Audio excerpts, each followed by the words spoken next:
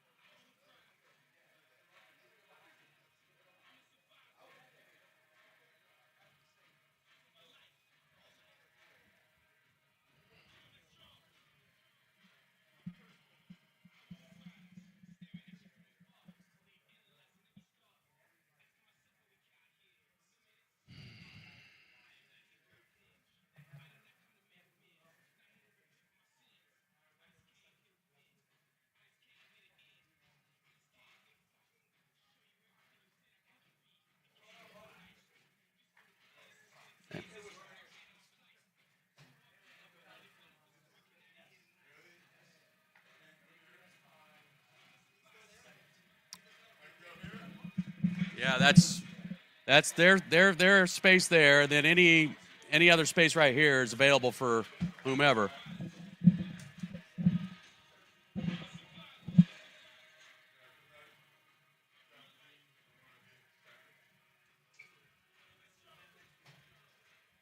All right, Jacqueline, 2 minutes.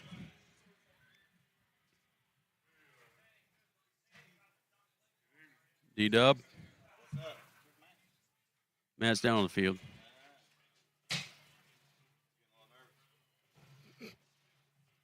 But you think you were going to have to do it?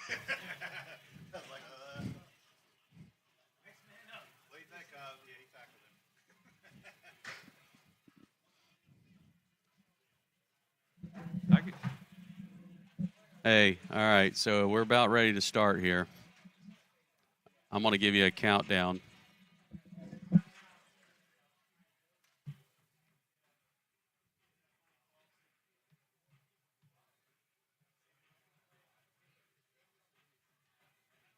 We'll see.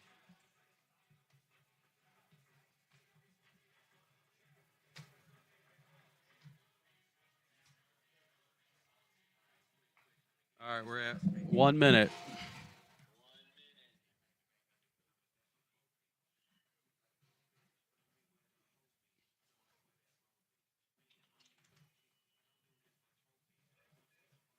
Everything look good there? Okay.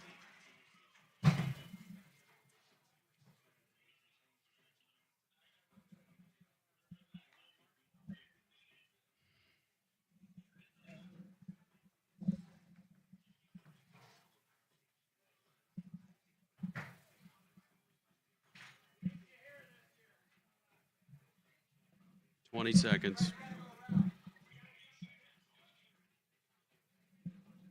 15, Jack.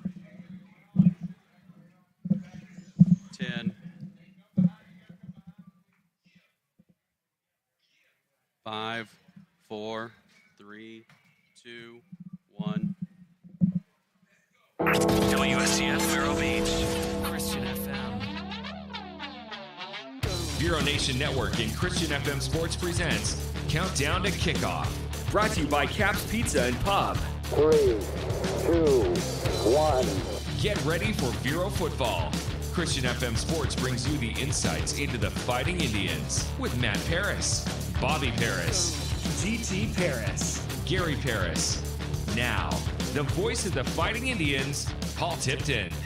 It's been a week of fun and school spirit. It's homecoming week here at Vero Beach High School. Hey, Vero Nation, Paul Tipton. Welcome to the Citrus Bowl. Expect it to be a full house and a lot of energy. We're at week 9, and Vero is matched up with district rival Martin County. And when you talk to the players, this is a game they have wanted for a year now. Last season, Vero traveled to Martin County as an undefeated team.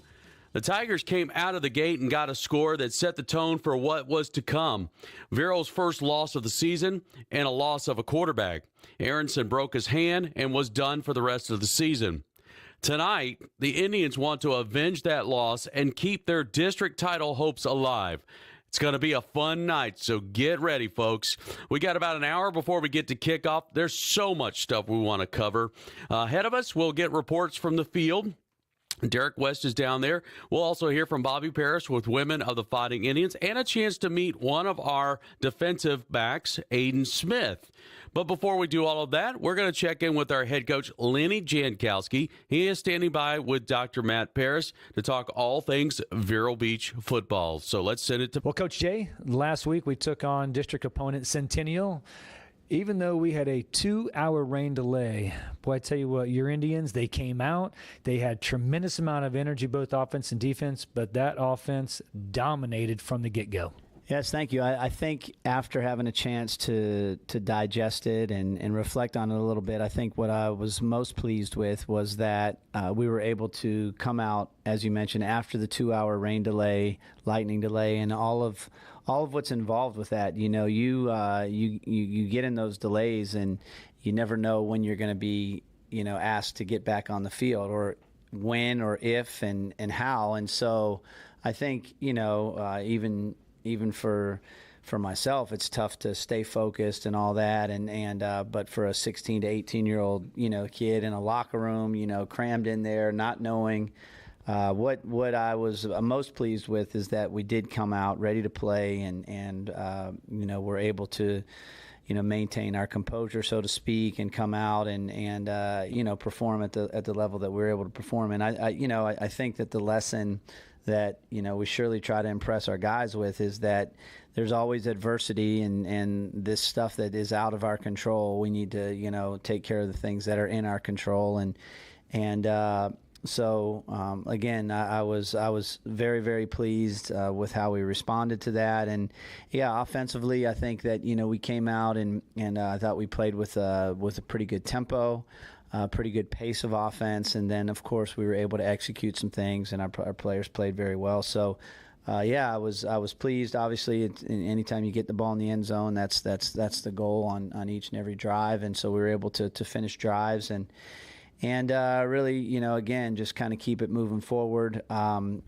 I couldn't have asked for anything else. Coach, let's talk about that offensive line. Obviously, with all the rain, of course, with the ball being wet, your center, Corbin Phillips, sophomore, big kid, but I thought he did a great job. First time he came in a couple weeks ago, it wasn't as crisp, but here it is now a couple weeks later, and with a wet football, I thought he did a fantastic job for you. Yeah, so Corbin, he's played on both sides of the ball as a sophomore, both on the O-line and D-line, and going all the way back to spring football. He was our center, and we had some needed to beef up, so to speak, on the D-line a little bit, and we needed a little bit more size on the interior. And so Corbin's a good athlete for being a big guy, and so he was working on both sides, and he really as the fall season started, really his primary focus was on the D-line. Well, we had some injuries on the O-line, and as that happened, he came back and started working with the O-line, and center being his natural position. And a couple weeks ago, he was kind of thrown to the fire and had some issues with his snaps, and really it was out of character because we really had never even witnessed that in practice. He's usually pretty steady, and so he went through that little funk with his snaps. But here this past week, I think everything was on point. He's where he needs to be. He's obviously gotten a lot more repetition there, and again gives us some depth on the O-line and gives us some options for sure to be able to move some guys and still allow us to put our best 5 O-linemen out there each and every Friday night. Coach, real quick, how nice is it to have RJ Jones on that offense as well? Yes, so RJ, I guess the short answer is I'm very excited, and RJ, for those that are listening and we're paying attention there. The early part of the season, RJ was a big part of both our offense and defensive plan going into the fall season. And then the week of the kickoff classic, one of our coaches decided to do a drill, and RJ was injured during that drill, and so I've been upset with myself ever since, and But things happen, and it was it was a non-contact drill, and it just unfortunate that he was diving for a ball and was injured. And we weren't sure that if we were going to get him back this season, and he obviously has done a great job with his rehab and therapy and recovery, and even came back a little ahead of schedule, and so RJ was cleared, believe it or not, Thursday morning, before Friday's game, and so he only had one practice under his belt. And he was able to, and I think it speaks volumes for him, he was able to play a few snaps on offense and obviously defense as well, and makes an impact every time he's out there. So I think each and every week you're going to see a little bit more RJ in both the offense and defensive game plan. Well, that's Coach Jankowski. I'm Dr. Matt. When we come back, we're going to talk about the defense, and particularly one of the players that had a special evening, offense and defense. You're listening to Countdown to Kickoff on your Christian FM. Cafe 66, located on US 1 just south of 8th Street. At Cafe 66, our breakfast menu is all about variety. From biscuits and gravy, to country fried steak and eggs, to Nutella stuffed French toast. Our lunch and dinner menus have something for everyone, from barbecue platters to unique burgers. Our hours online at cafe66vero.com. We proudly support the Fighting Indians. The mission of the Fighting Indian is excellence, teamwork, and consistency. The same holds true for the McCall Agency, Inc., a local independent agency and broker and fourth-generation resident of Vero Beach. To learn more about their insurance products and risk management, 772-473-6856. And their site is McCallAgencyInc.com, serving the Treasure Coast since 1956. Ohana Water Systems is proud to partner with Christian FM. Hi, I'm Mikey, owner of Ohana Water Systems. We've created a technology that takes city and even well water and turn it into drinkable, pH-balanced, remineralized alkaline water throughout the entire house. Our system also protects the plumbing and appliances from hard water damage. No obligation consultations and water testing available. Online at ohanawatersystems.com. More Countdown to Kickoff by Caps Pizza and Pub. Well, Coach Jay, welcome back. Let's talk about last week's Centennial, that defensive effort. But specifically, I'll let you explain what happened with Tutu Griffin and how special that back-to-back series was. Well, yes, thanks. Tutu's obviously a very special player for us in all three phases. He's done some great things throughout the season on defense, of course, which I guess people would consider his primary position, but obviously here lately on special teams, and then, of course, on offense. So I think as things played out the other night, he had a big catch for a touchdown on offense, and it was a big play, a touchdown reception, and a great throw and catch, and him being on the receiving end, it was very, very exciting because Tutu doesn't get a lot of offensive opportunities, but typically when he does, he's a playmaker, and then on the ensuing defensive drive, we go out there on defense, and the very first play of our defensive set, their offense attempted a pass, and he picks it off for an interception and returns it for a touchdown. So on back-to-back, plays there for him, he scores touchdowns and really excites. He is a very, very exciting player to watch, and that excitement is the same on the sidelines. It's the same with his teammates. He's very, very popular in our locker room, and he's just a guy that his energy is contagious. So when that happens, we've talked about momentum in previous weeks. He is a guy that can create a ton of momentum, and I think we saw it, witnessed it happen the other night. He definitely brings the energy. I'd say another one that has energy is, and glad to have him back as well, and he dominated the other night on their defensive line, was Matthew Bacon. Great point, and he does. We've categorized Bacon as a guy that plays with his hair on fire, and he just whether he's got a club on or he's got two free hands or whatever he's got going, he's going to give you max effort. He's an effort player and really just makes a lot of plays. I think at one point we were talking, or maybe listening to you guys. I think he was, in 3 series or so of the game and had 3 sacks, and just, he's really a playmaker as well, and just wreaks havoc and makes all 3 levels of the defense better. I think people realize that when that D line is doing what they're doing and being disruptive, it frees up those linebackers, which then you now have pressure on the quarterback or the running back, and then the secondary thrives, and so. It is a team effort, and especially on the defensive side. And Bacon brings a lot of that energy from that front 4, front 3, whatever we're in that particular play. Coach, going back one more level of linebackers, number 34, Evian Rivers. This young man, he's obviously he's not as tall, but I tell you what, you would think that the way he plays, he is 10 foot tall with that heart he has. Yeah, he. He's just a junior and really thriving this year. I think that you turn on the film, and as they say, the eye in the sky doesn't lie, and he's just a guy that's always around the ball. He makes plays, and he you mentioned his shorter stature. He really is a good athlete. He can run well. He's a physical player.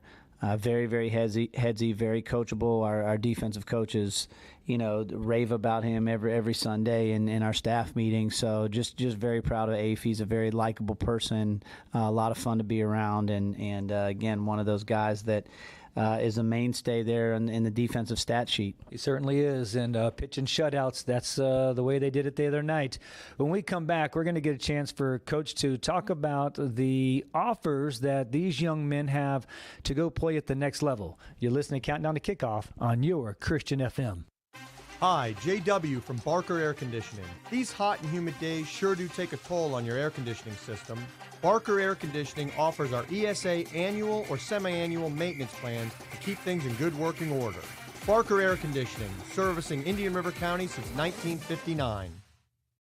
Thanks to Longevity Rehab Centers in Vero Beach and Sebastian, owned by locals whose mission is to help heal those who are hurting with a goal of getting them back to a productive life.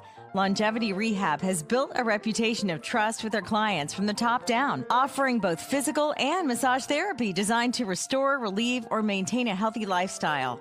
Blue Cross Blue Shield, Humana, Cigna, United Healthcare, Health First, Medicare, and most insurances are accepted. LongevityRehab.com.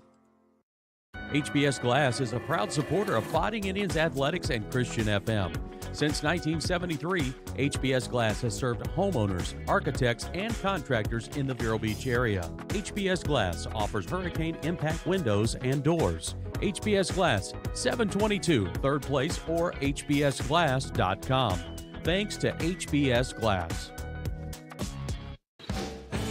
More Countdown to Kickoff by Caps Pizza and Pub. Well, Coach Jay, let's talk about some of the kids that some of the players that have offers from college. We have all the time different people calling us, texting us, and, hey, is that kid getting looked at by any colleges? Well, here's your chance. Let us know your players and what offers they might have. Yeah, so recruiting is always a big topic, and I would say, and I know we get caught up in the now at times, but I would say in all my years of coaching, I've never really had as much depth in recruiting, I guess is probably the perfect word, and that's from the class of 24, which are our current seniors, and then the class of 25, which then would be the juniors. The class of 26 is the current sophomores, and then even the class of 27, we have some good freshmen as well. And recruiting continues to happen earlier and earlier, and it changes in front of us with all the transfer portal and all that's going on in college football. And but we've got some, starting with our 2024 class, we've already got some commitments. We've got Tyler Anderson, of course, our quarterback, who's committed to SMU and just recently was ranked the #1 recruit in all of Group of 5 schools. SMU is considered a Group of 5, and Tyler on the across the country is the #1 recruit in all the Group of 5 schools, and so that was a pretty big deal. We've got our defensive back, Amar Reynolds. He's committed to the University of Illinois, of course, we had Nate Gwynn last year sign with the University of Illinois, and Illinois does a great job of recruiting, and, of course, specifically Florida. So very proud of Amar. We've got Tutu. We've talked about Tutu in the last segment, and he's currently committed to Western Kentucky, and took a visit out there and has been out there, and obviously everybody loves Tutu, and he continues to attract a lot of college attention. We've got our linebacker Kevin Pollock. He's committed to West Point, the Army, and he took a visit out there this summer. And then we have others that continue to get recruited. We've got our receiver Isaiah Roberts. Chase Stevens, our offensive lineman, who has several offers and continues to attract a lot of attention. Our running back, Octavian Osby, who just transferred here late in the summer and, of course, has improved each and every week.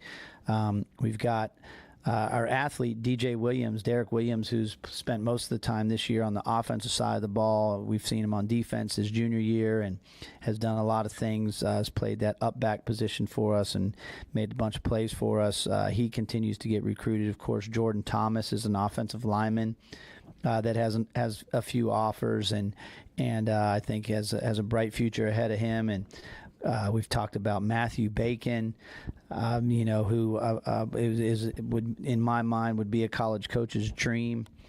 We've got guys that have logged a lot of minutes. Elijah Anderson will be a 3-year starter. Talented guys like Mekhi Simmons, Warren Perry, Aiden Smith, Donquell Wesley. All those guys will have opportunities, in my mind, to play college football. So that's just the senior class, And then when you go to our junior class, we've got some very high-level recruits, 3 specifically that already have Division I offers, and that's T.J. Alford, R.J. Jones, and Deuce Montgomery. Our linebacker T.J. Alford has been offered by about everybody in the country, all the big schools, Ohio State, Georgia, FSU, Florida, Miami, and then et cetera, et cetera, et cetera. And then, of course, R.J. Jones is we've talked about him getting back this week, and he's got offers by Auburn, NC State, UCF, Miami, Missouri, some big-time offers. And then our defensive lineman, Deuce Montgomery, has an offer by Western Kentucky as well.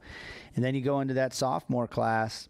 We've got 2 national recruits in that sophomore class, and E.J. White, who has offers from Alabama, FSU, Georgia, Ohio State, everybody in between. And then Champ Smith, our big offensive lineman, who, again, you can just, ditto all those guys have also offered Champ as well. I think the sleeper, not a sleeper anymore, but the guy that we're going to hear about a ton in that sophomore class is Jonathan Hillsman. His recruitment is just picking up, as he was a relative unknown coming into the season, and I would say that everybody that has watched us and scouted us and enjoyed watching, either YouTube film or games in person, has become a big fan of Jonathan Hillsman. So our freshman class, there's some guys down there too that we'll continue to hear about, but we've got a bunch of players, and obviously with the talent that we have, as coaches, we just try not to screw it up. Well, Coach, it is impressive, and it's always neat to see this. You got young men who love the game, but now they have the opportunity to go on and play it a little bit more, but also further their education, and, of course, that's the big thing. So when we come back, we're going to ask Coach to break down tonight's game against Martin County. You're listening to Countdown to Kickoff on your Christian FM. Hi, JW from Barker Air Conditioning. These hot and humid days sure do take a toll on your air conditioning system. Barker Air Conditioning offers our ESA annual or semi-annual maintenance plans to keep things in good working order. Barker Air Conditioning, servicing Indian River County since 1959. Ohana Water Systems is proud to partner with Christian FM. Hi, I'm Mikey, owner of Ohana Water Systems. We've created a technology that takes city and even well water and turn it into drinkable, pH-balanced, remineralized alkaline water throughout the entire house. Our system also protects the plumbing and appliances from hard water damage. No obligation consultations and water testing available. Online at ohanawatersystems.com. More Countdown to Kickoff by Caps Pizza and Pub. Well, Coach Jay, we're taking on district opponent Martin County tonight. Let's talk about their offense and what maybe makes you a little nervous, or what do you see on film that they do well? Well, I think on both sides of the ball, I think they've really hung their hat on being very solid in the trenches, and I think when you look at what they do on the O-line specifically, they've got big guys that get after it. I think they run a good scheme, very sound fundamentally.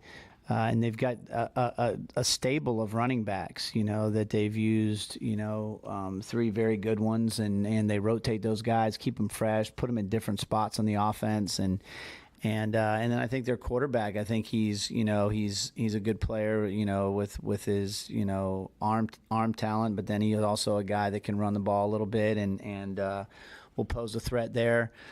They've got good guys that, good skill players that they can get the ball to, on the perimeter. And so I think it's solid. And I think, obviously they've had these 2 weeks off to prepare, get healthy, all those things that you look to do in just one bye week. They've had 2 prior to playing us.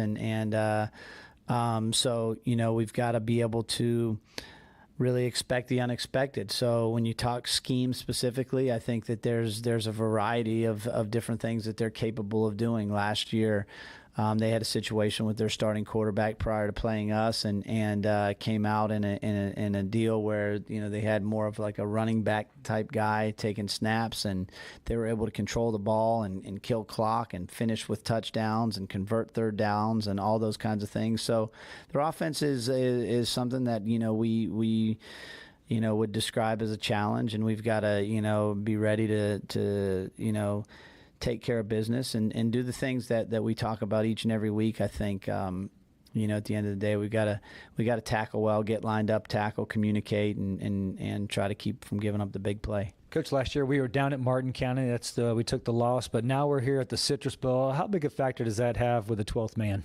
Well, I've bragged about our stadium, our community, our crowds. It's always a big deal to us. Our players love playing on our field, in our stadium. The band, the atmosphere is electric, and I think even tonight will even be more so, with it being homecoming and all the festivities that go along with that. So we're really excited to be back at home and looking forward to playing these guys. Well, Coach, as always, appreciate you sitting down with us. We'll let you get to the players.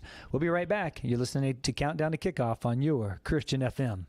Durfee's Heating and Cooling, a longtime friend and supporter of Christian FM. Durfee's Heating and Cooling offers air conditioning repairs, maintenance, and new installations. Family owned and operated, serving the Treasure Coast area. Durfee's Heating and Cooling, 772-971-5884. Cafe 66, located on US 1 just south of 8th Street. At Cafe 66, our breakfast menu is all about variety. From biscuits and gravy to country fried steak and eggs, to Nutella stuffed French toast. Our lunch and dinner menus have something for everyone, from barbecue platters to unique burgers. Our hours online at cafe66vero.com. We proudly support the Fighting Indians. Cap's Pizza and Pub, a proud sponsor of the Fighting Indians and Christian FM, serving Vero for over 35 years. Cap's offers Italian cuisine, including pizza, strombolis, calzones, hot and cold subs, plus wings. A family-owned and operated business, John and his staff are happy to serve. Cap's Pizza and Pub, 725 27th Avenue Southwest, Vero Beach, 772-770-2277 or capspizzamenu.com. Hi, Derek West here from the Genesis Church of Vero Beach. We are proud supporters of Fighting Indians football and Vero Beach athletics. We invite you to join us this Sunday at 9:15 for our services. If you can't join us in person, please visit us online at gcvero.com. Genesis Church of Vero Beach, place of love where honest men are known and unafraid to love the hardest on. Visit us at gcvero.com. More Countdown to Kickoff by Cap's Pizza and Pub. And welcome back as we're getting set for week number 9. Yes, we are that far into the season already. And tonight it's homecoming for Vero Beach. But more importantly, they've got an opponent, a district opponent in Martin County. We'll talk about the Tigers in just a little bit. I'm Paul Tipton along with Matt Paris. And kudos, or I should say, hey, Gary, we'll see you tomorrow That's right. on your broadcast for UCF as they're in Norman, Oklahoma tomorrow to take on the Sooners. Boy, that's going to be a game. Boy, Yes, how about it that? is. The Knights are facing their former quarterback, Dylan Gabriel. So I'm kind of getting off subject here. That's but, okay. It's a good story. It's good to, Gary, I know you wanted to watch this game tonight, and so we're thinking about you, my friend, and we're getting set for tonight's contest against Martin County. But, man, let's go back a little bit into the season. So here on this very field, you had Seminole out of Sanford that came in here, and let's just be honest, they put a butt whooping on us. And it was one of those losses that you just go, ouch. I mean, really ouch. But then you get this 3-game stretch where you're playing Fort Pierce Central, you played Wellington, and then you finished up last Friday night with Centennial. Now, those teams are not Seminole, and we walked out, we only gave up 6 points in that 3-game stretch. How does that help a team rebound, and what does that effectively do for a program like Vero Beach when you play opponents that aren't quite that same level? Well, unfortunately, we have to play 2 of those. True. So we can't do anything about that. The Wellington, it's on the schedule. They had a lot of kids transfer. You think that they're going to be a little bit better than they are, and they're not. So you just deal with it. Now, what we learned was one thing in the Seminole game is that we had some holes, and we have to fill those holes, and we have to and do it quickly. Number one. Then we come back with the Central game. Now we blew Central out, but we didn't play our A game. Right. All right. And that was another wake-up call, not just for the players, but for the coaches, too, on how, hey, we got to coach these kids up. We got a lot of young players. We got a lot of talent. All right. You heard in the interview with Lenny that the amount of kids that are committed, but a lot of them they're younger kids. Yeah. And so it's a maturity thing that you have that says, hey, all right, we lost to Seminole. That's fine. Then we just go and throw our jerseys out to Central, and we win big. That didn't fly well with Coach Jankowski. No, it did not. He comes back, and it was a great moment because he says, listen, we're going back to day 1 install. All right? That's what he did. He says, we're going back to the basics, day 1 install. And then what we did, we came out, and it looked great, looked much more sharp than we had to be against Wellington. And then, of course, with Centennial, we did the same thing. And those are games that you're going to win, but are we going to play at the level we're supposed to? So that's what you really come away with that is like, are we playing to our opponent's level or are we going to play to Vero's level? Yeah. And so that's what I think that we saw Seminole. Okay, we have some holes we need to fix. And then the other 2, we actually played to Vero's level, and those were the blowouts. Let's talk about that defense for Vero Beach. I mean, it has been playing solid football all season long. And, the flip side of it is because they've been playing so well, oftentimes Vero is playing with a short porch or a shorter porch, I should say. Very good field position. Now, I'm not trying to apologize or anything like that. It's just when you start looking at stats and things, they don't look as lofty as they could be just because of the fact that your defense is giving you such a short field all the time. It really is. In our stat sheet, if we're starting on our side, you put like a 30 or a 35. On the opponent's side going in, it's the plus. Yeah. We've had more pluses this year than I think I've ever written in all the years we've played. And we've had some good defenses, but this year, particularly these last 3 games, it's been a lot of pluses. So, you put 44 points on the board, and you look and say, he had 250 yards of throwing. And you're like, how do you score? Well, that's how it is. The defense has been playing dynamic, all right? They're getting 3 and outs. The opponent's special teams have not been particularly good. Right. So they're talking about 10-yard punts, 15-yard punts, whatever it might be. And so all of a sudden you end up with a short porch. So it's kudos to your defense, but your offense, and as a former quarterback, you're like, I love the win, but can I get a long drive, Coach? I know, right? Yeah. Well, and that's where I was going with this. When you look at Tyler's numbers right now, Tyler Aronson, our starting quarterback, he's got a little over 1,300 yards on the season. Perfect example is against Centennial. Now, this is pretty much a half of football at best, and he throws for only 183 yards, but 4 touchdowns. It's like one number looks really good, the other number not so much. Without a doubt. And you know what? For a kid like Tyler, a young man that's already committed to SMU, it's great. I mean, it's whatever it is. And that's why literally Coach will always, even on a big win, he likes to bring out his starters the first half, the first series, the second half. He goes to Tyler in one of those big wins, and he says, hey, would you mind if I play the backup just to get him some playing time? And Tyler, just being the kind of young man that he is, his character's like, Coach, I don't have a problem with it. Yeah. Now, he's not trying to get a scholarship. He's already got his scholarship. True. Matter of fact, I think you heard Lenny talk about his accolades and in that conference and what he is as far as like the #1 recruit in that conference. Amazing. Which is amazing. Yeah. All right. And so we see his physical. We see what he can do. We see what he does on the field. And then that just the character just adds to it. But what a special young man. Absolutely is. We're getting set for Martin County tonight. When we come back, we're going to talk about the Tigers and this game tonight for Vero Beach with it being homecoming. We got more countdown to kickoff right after this. Hi, JW from Barker Air Conditioning. These hot and humid days sure do take a toll on your air conditioning system. Barker Air Conditioning offers our ESA annual or semi-annual maintenance plans to keep things in good working order. Barker Air Conditioning, servicing Indian River County since 1959. A family business for 25 years, Total Golf Cart supports the Fighting Indians and their fans. They're the authorized club card dealer and love to assist buyers to find the golf cart that best meets their needs. They offer both new and used club cars. And Total Golf Cart also has a full service department at 1140 South US 1 in Vero Beach or at TotalGolfCart.com. The mission of the Fighting Indian is excellence, teamwork, and consistency. The same holds true for the McCall Agency, Inc., a local independent agency and broker and fourth-generation resident of Vero Beach. To learn more about their insurance products and risk management, Christian FM supporter Ron McCall can be reached at 772-473-6856, and their site is McCallagencyinc.com. Proudly serving the Treasure Coast since 1956.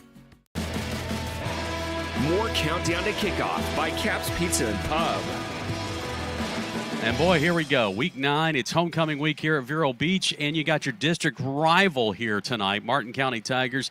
This is a rivalry even before it was a district matchup that's been a rivalry from some time, Matt. I know back in our days of high school, this was always one of the games that you always circled on the calendar. Is like, yeah, I got to be at this game because this is going to be a good one. You really do. It's the two schools match up very well. I mean, when you look at their fan base, you look at our fan base, you look at the communities, the style, the beachside community versus ours, it's very similar. I mean, when patients come in from in my office and I say, where were you thinking about coming? They'll say, well, I was either Martin County or here. I love the area, but I love Vero Beach a little bit better. But it's that similar. And so when you look at the coaches, also similar because you have coaches and they got great coaches, good head coach and staff around them. So does Vero and all the programs, not just the football, typically in Martin County and Vero, all the programs, whether it's basketball, baseball, track, volleyball, they're always going to be good. Yeah, they absolutely are. It's I especially love it. You know, those years that with basketball that we've been covering. I mean, it always seems like it comes down to a last-second shot or something like that between those two programs.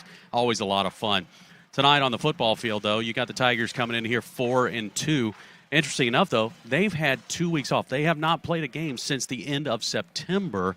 Now, I was talking to their coaching staff a little earlier. I was like, was this by design to have 2 bye weeks in a row? And he goes, no, they actually had a cancellation, and they just could not get that filled. So they had no choice. So it's going to be interesting to see how the Tigers come out when you haven't played game speed for that long. I, as a player, don't like it. We did it my sophomore year. We had a team that backed out.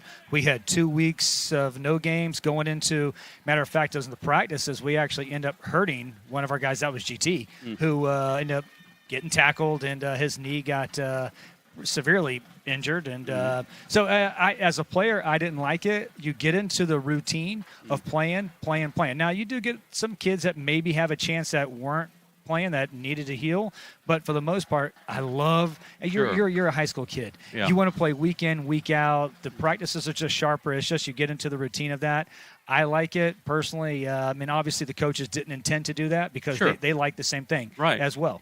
Yeah, well, and it's the reward, too. I mean, you put in the time in the off season, the summer practices, and even, from week to week, you're putting in the practice time. This is the reward for doing all of that. And when you don't have it, wow. Friday Night Lights, baby. That's what it's all about. That's what gets the coaches. You're sitting there going, hey, did you have to motivate your kids? And you're like, listen, if I need to motivate a kid to come play Friday night, right. He's in the wrong business. He needs to play another sport or whatever it is because you're at the Citrus Bowl. This is it. And you put in that time during the week for this right now. Absolutely. A year ago, Matt, you and I were down in Martin County in that game, and in that game, of course, that's where Tyler Aronson, on a release, he breaks his thumb on somebody's helmet, and he has to come out of the ball game. Totally changed the complexion of that ball game, and Vero Beach ends up with their first loss of the season. I can just tell you, talking to these kids, even at the start of the season, this has been a game that's been on their mind for some time. Oh, they circled that right there, Paul. There's no doubt, because they thought they let one slip away last year. Mm-hmm. And now, kudos to Martin County. They had a great scheme. They came in. Vero thought they were going to have a passing quarterback. They brought in a running quarterback. And then you have the debacles that we had. We get our quarterback injured, and it just didn't work out. We had a chance at the very end to drive down to tie the game. Couldn't do it. But all those players know that one slipped away, and this is one they circled earlier in the season. So from a defensive standpoint for Vero Beach, what do you expect to see from Vero? What do they got a key on tonight for the Tiger offense? Yeah, so watching film, and they played some good teams, all right. You really got to stop the run. All right, that's the key. They've got a couple of really good running backs, plus the quarterback is able to run as well, all right. He's 50% as far as his accuracy of his throwing, okay. Not awful, but not great. So it's one of those like, hey, you're going to pick your poison? My poison I'm going to say is, hey, I'm going to stop the run, all right, and then try to make their quarterback beat us with his arm. Okay. I mean, that's what I would do as a coach, just watching that. Yeah. And it's going to be tough because they do a great job of motion and getting the numbers that you want. And they've got both running backs. They play unselfishly, meaning they'll block just as well as they'll carry the ball. You got a quarterback that's not afraid to run the ball. And you got some big guys up front that block well for Martin County. Vero Beach offensively, Matt, I mean, it's nice when you have a dual threat like Jonathan Hillsman. I mean, he can come out of the backfield. He's got great hands, catches the ball. He's one of the leading receivers on the team. He's also the leading rusher as well. Oh, my gosh. He has been just a joy to watch. You see this young man as a freshman came in, had to get some play time at the end of the game, and you're like, you saw something in there. And then that young man just goes and puts his heart and soul into the offseason. We're working out with Coach Bethel, putting on some weight, doing what he had to do, and it is paying dividends, not just on the field, but also you see him outside, and just a quiet, humble young man. And what a pleasure to watch him.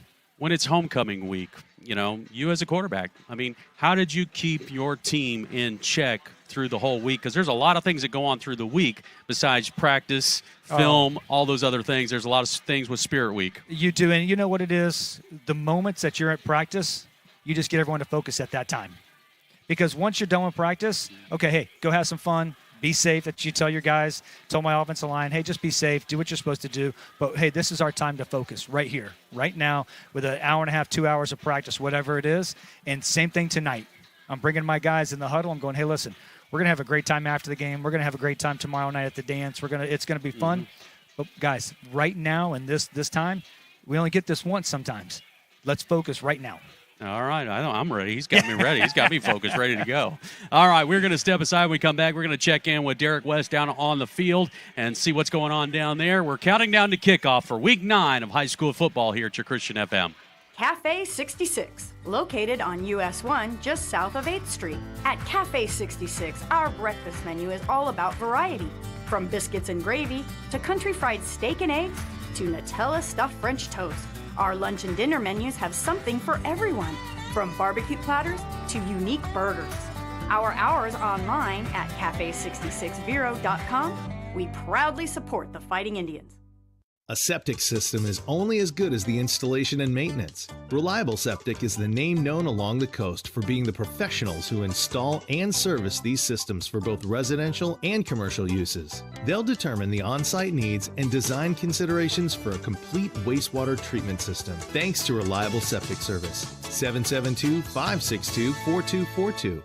A septic system is only as good as the installation and maintenance. Reliable Septic is the name known along the coast for being the professionals who install and service these systems for both residential and commercial uses. They'll determine the on-site needs and design considerations for a complete wastewater treatment system, thanks to Reliable Septic Service. 772-562-4242.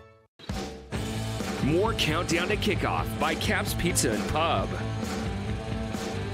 And welcome back. We're getting set for tonight's contest. It's homecoming week here for Vero Beach, and they've got their district rival Martin County here on the field as well. Speaking of on the field, Derek West will be roaming the sidelines for us tonight.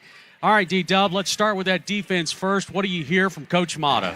Well, guys, before we talk about our defense and our offense, I asked a couple of our coaches, what do you expect from tonight? And they said, we expect a better start than we started last year. And we all well know, before Tyler got hurt in the second quarter of that game, we actually turned the ball over on the kickoff, and it kind of set the precedent for some things that were not so good. So I think every coach wants to start off as well as we can, as well as keep Tyler Aronson upright.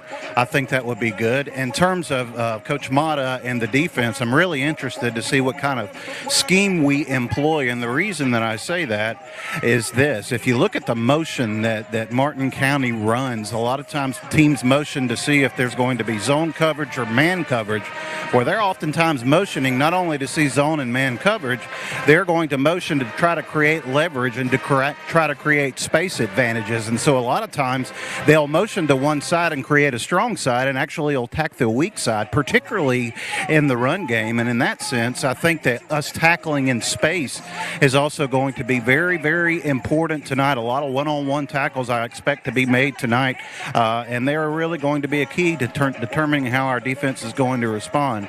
On the offensive side, if you went back and looked last year, as well as look at some of the coverages that Martin County employs this year, sometimes they like to drop 8, or they'll drop 7, or sometimes they'll drop 6, kind of a normal flat coverage there. And what that is saying really to the offensive coordinator, to Linear in our case, is this: we would rather you drive down the field, and we are going to force you to drive down the field and have to convert and have to execute. We'll take our chances of you executing down the field than we would allowing you having a big play over the top. And so I really feel like that I'm interested to see if they're going to say, hey, we're going to play a defense that says we're going to give you this. I hope that Lenny will take advantage of that, and I expect them to fully. So it should be a good game tonight, guys. All right, Derek, other than that, are there any injuries? How's the health of the team so far? Pretty healthy. It's really good to see Bacon. We saw him Bacon last week, and so it remains to be seen. But look forward to having a healthy roster tonight, guys. All right. I would normally ask about the field conditions, but with this turf now, we don't even need to ask about those anymore. I did. The field looks pristine. What a glorious night to be down here. And it's really nice not having a 2-hour rain delay before we actually start the game tonight. So looking forward to it, guys. Yeah, hopefully you didn't speak too soon. Right. All right, thanks, Derek. We appreciate you.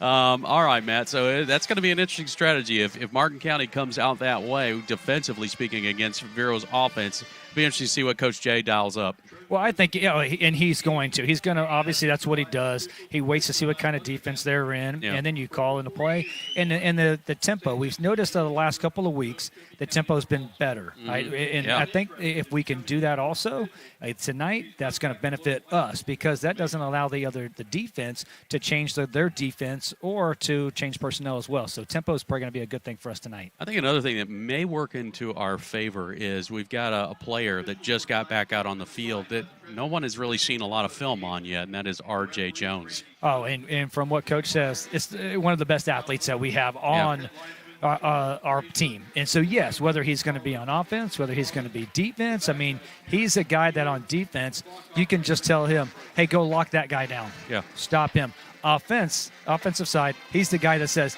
hey, I need you to get over top of these guys. I need you to, whatever he needs to do, he's that guy. Absolutely. All right, we are getting closer and closer to kickoff between Martin County and your own Vero Beach Fighting Indians. We'll step aside. When we come back, we are going to check in with one of our players, Aiden Smith. We're going to get to know him. And a little bit later, Bobby Paris is here with another episode of Women of the Fighting Indians. In fact, she's going to interview Aiden's mom. So we got a little 2-for-1 on the Smith family here. So, all right, we'll step aside. We'll come back. We'll get set for Martin County, Vero Beach, right here at your Christian FM. Cafe 66, located on US 1 just south of 8th Street. At Cafe 66, our breakfast menu is all about variety. From biscuits and gravy, to country fried steak and eggs, to Nutella stuffed French toast. Our lunch and dinner menus have something for everyone, from barbecue platters to unique burgers. Our hours online at cafe66vero.com. We proudly support the Fighting Indians. The safety of young athletes is priority one. The professionals at Vero Elite Rehab and Orthopedic Surgery are the official physicians for Fighting Indians sports. We thank them for helping make this broadcast possible. They offer care in orthopedics, physical medicine, and rehabilitation. More at prosportsandeleterehab.com. Molinari Pools is a proud supporter of Fighting Indians football and Christian FM. A family-owned and operated business, the Molinari family, longtime members of this community. Joel Molinari, a former Fighting Indian, loves serving the Treasure Coast residents from pool cleaning to repairs to pool remodeling. Molinari Pools. Love people, love pools. 772-778-2633 or molinaripools.com. Welcome back to Countdown to Kickoff on the Vero Nation Network. Time to get to know your Indians. We're with our starting strong safety, Aiden Smith. Aiden, it's good to have you part of the program, and boy, it's hard to believe that the season is coming to an end already. You know, it's flying by. Yes, sir. It's hard to believe, hard feelings, but you gotta love it. And on top of it, your senior season, man. So have you been able, I mean, you know, we still got several games to go, but have you been able to kind of really enjoy this season? Not really, because at the end of the day, we love it, but it's business. Yeah. So we can enjoy it at the end, championship. That's when we actually enjoy it. Yeah, you guys have had an interesting stretch there. You know, 2 games in 5 days. I mean, that was some Ironman football, wasn't it? Yes, sir. But you guys came out victorious. That's good. You got this nice 3-0 stretch that you've had here, and of course tonight you got the another district rival in Martin County. What do you know about the Tigers, man? What do you expect to see on the field? A lot of RPOs, because we faced them last year. It's a lot of RPOs, so they try to keep our strong safety on their toes. If you come up too fast, they throw it. If you sit back too much, they run up our throat. You know, I was taking a look at your numbers, man. I think they got you at like 20 tackles, something like 4.5 tackles for a loss. I think you got a sack, you got an interception, a couple pass deflections, man. You're filling up the line. Yeah. It's high Mata. Mata expected, so. That's it, man. That's the barometer, right? It's Mata barometer there. Hey, tell me, you've been playing football for a while. When did you start playing football? Actually, the 7th grade. My uncle said, "Ooh, let's get you playing football because I want you to go to Vero." I said, "Football? I'm really a track guy. Try it out." Then he got me to come do football, play receiver. Then said, "Nah, you can't catch. We're gonna put you at DB." So did you know anything about football before playing? I did. I played flag, but tackling, not really. Yeah. What's your earliest memory of football? It was actually 8th grade. It was like an 8th grade game, and it was me against Blue. I was on the line, Blue's at corner, and I tried to get off. Blue pushed me to the sideline. I got mad. Coach said, "Just run over, just run over." After that, scored. Nice. Hey, tell me a little bit about your family. They're fine. My uncle used to be a principal here, Dr. Eddie Robinson. So he's the one that got me out here. I have a couple cousins out here. So they're fine. Nice to have that support, isn't it? Yes, sir. Absolutely. Hey, like we said, you're in your senior season, so I'm sure you're thinking about, you know, what's next for you, whether it's football or just education.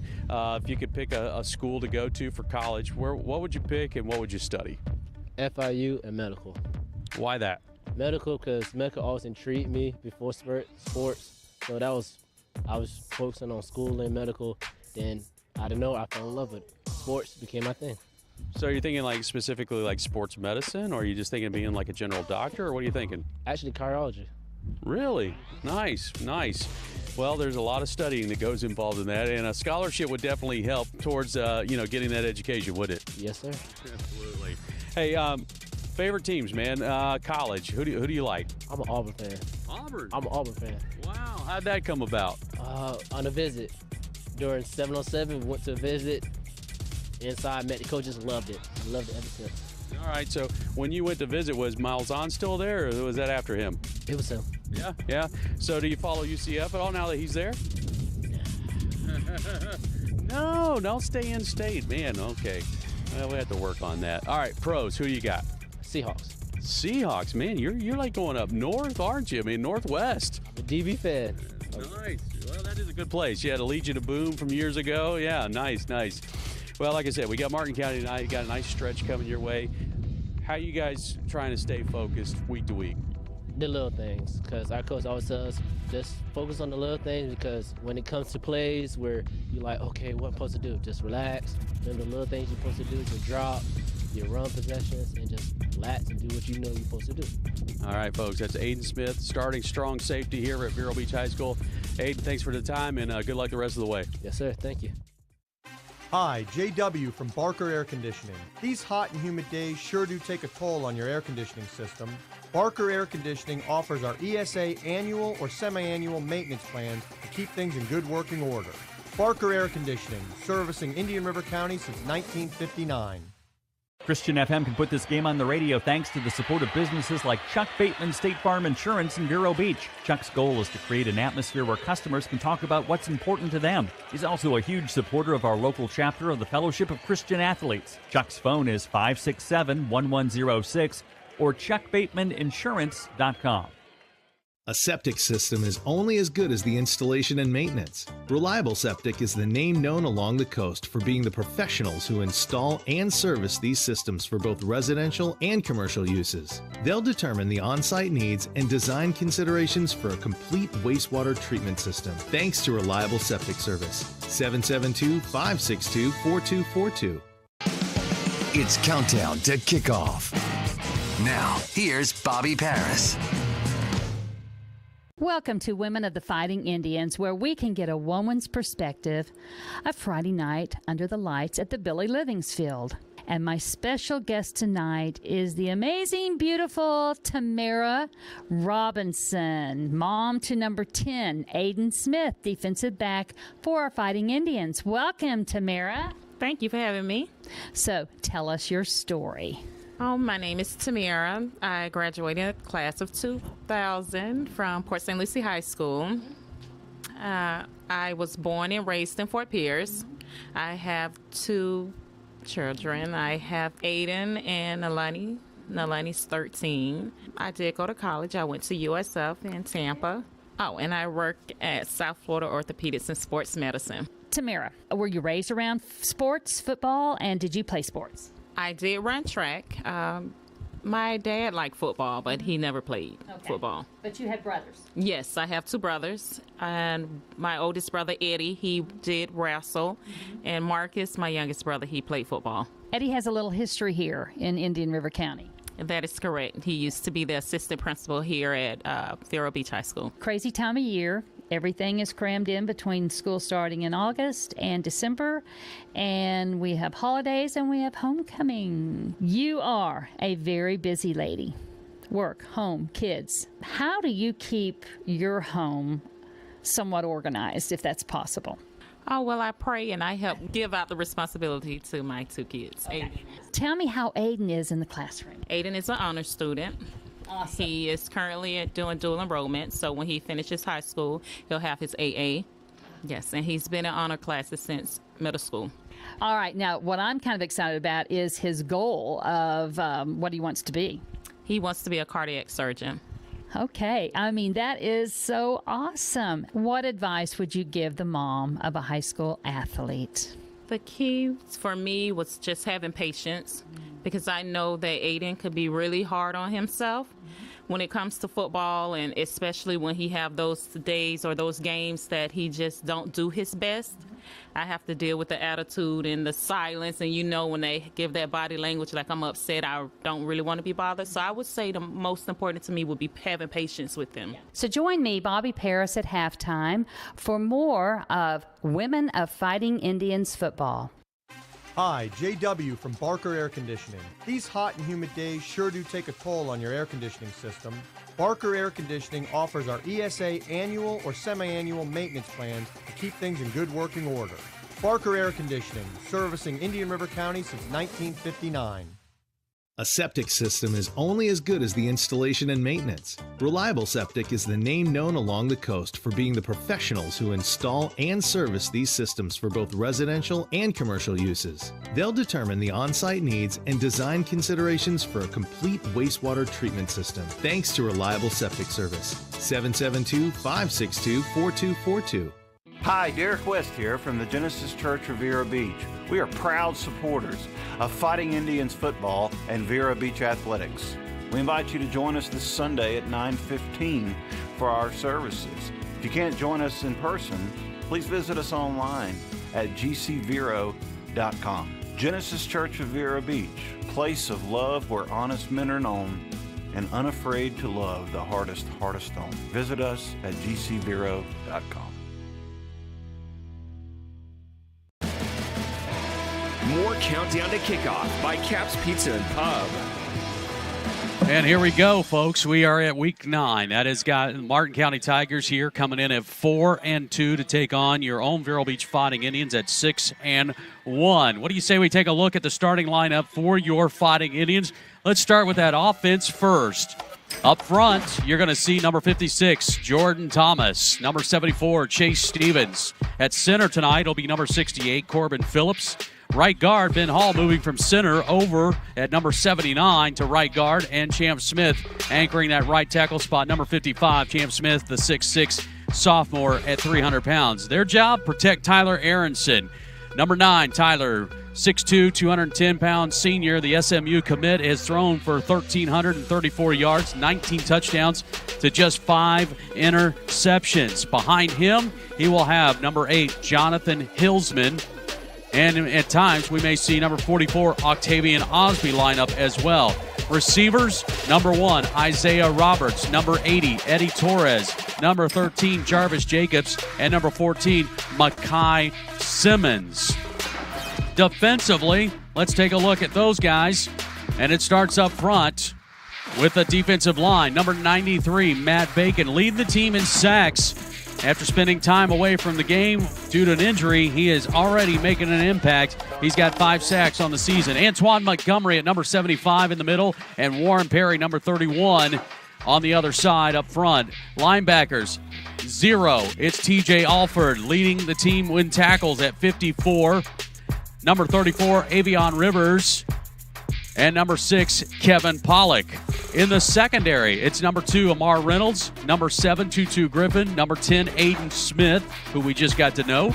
Number 20, Elijah Anderson. And number 11, E.J. White. That's your starting lineups for your Vero Beach Fighting Indians. Martin County, Vero Beach. Here tonight, we'll have the opening kickoff right after this. Martin County won the toss, chose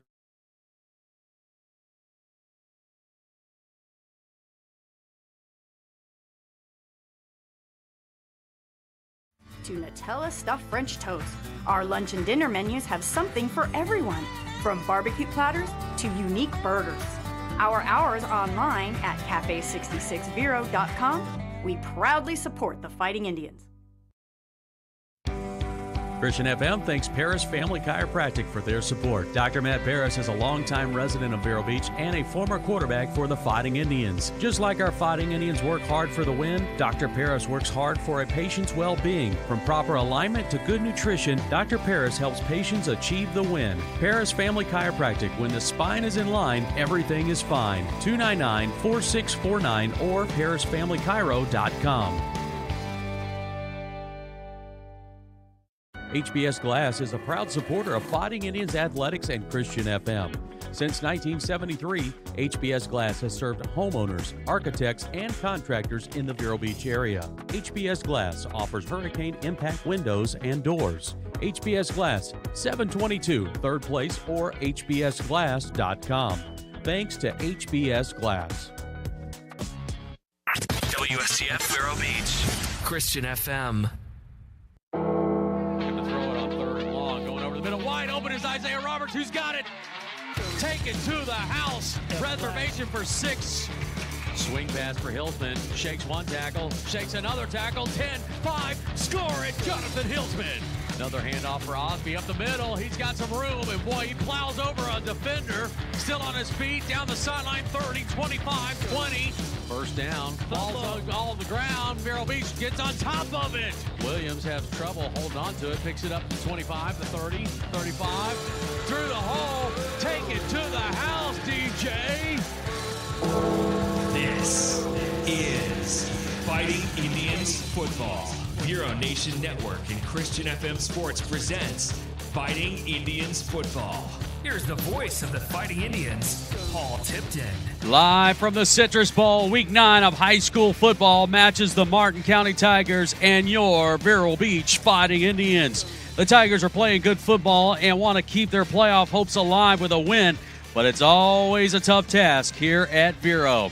The Indians have revenge on their minds. A loss to these Tigers last year has stuck with the boys. They want to give some payback tonight. The Friday Night Lights are on, and it is game time. Hey, Vero Nation, Paul Tipton along with Dr. Matt Paris, and we welcome you to Fighting Indians Football. Proud to bring you our 27th season of Indians Football presented by Cafe 66. It is homecoming week here at Vero Beach, and boy, is it going to be a fun night tonight.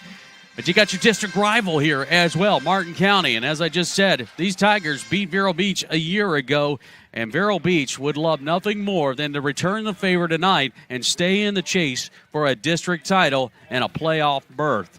Martin County won the toss.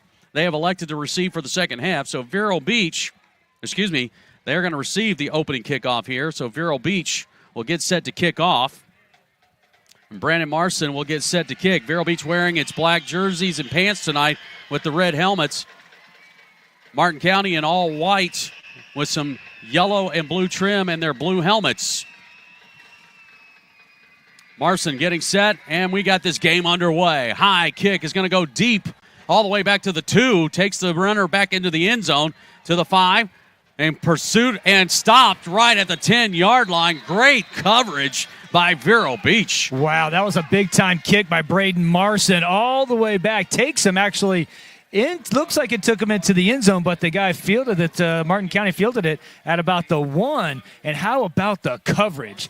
We talk about special teams. Special teams has been a struggle for Vero in the first part of the season, but of late they've been much better, much more improved. And I tell you what, that's setting the tone right there. So let's take a look at the starters for Martin County. It's going to be Jackson Williams at quarterback. He's thrown for 547 yards, 5 touchdowns to 1 interception. The main duo in the back, it will see Paul Hendricks or Dominic Lucci. On first down, it's going to be a handoff off the right side. And the surge will get to about the 12, maybe 13-yard line. Yeah, we had a nice pull guard come across and a good surge by Martin County. And I want to say it was for Vero up there, Rivers in on the tackle on that. But, yeah, it was a good surge, good pickup for a couple of yards. But well done by the Indians also. Second down and 7. Ball at the 13. Another handoff, looking to go off the right side, and oh boy, Deuce Montgomery right there to gobble him up. Oh, he did such a great job. Deuce Montgomery does a swim technique on the guard and the offensive lineman, and nowhere for the young man to go. So that's going to bring up third down and long for the Tigers.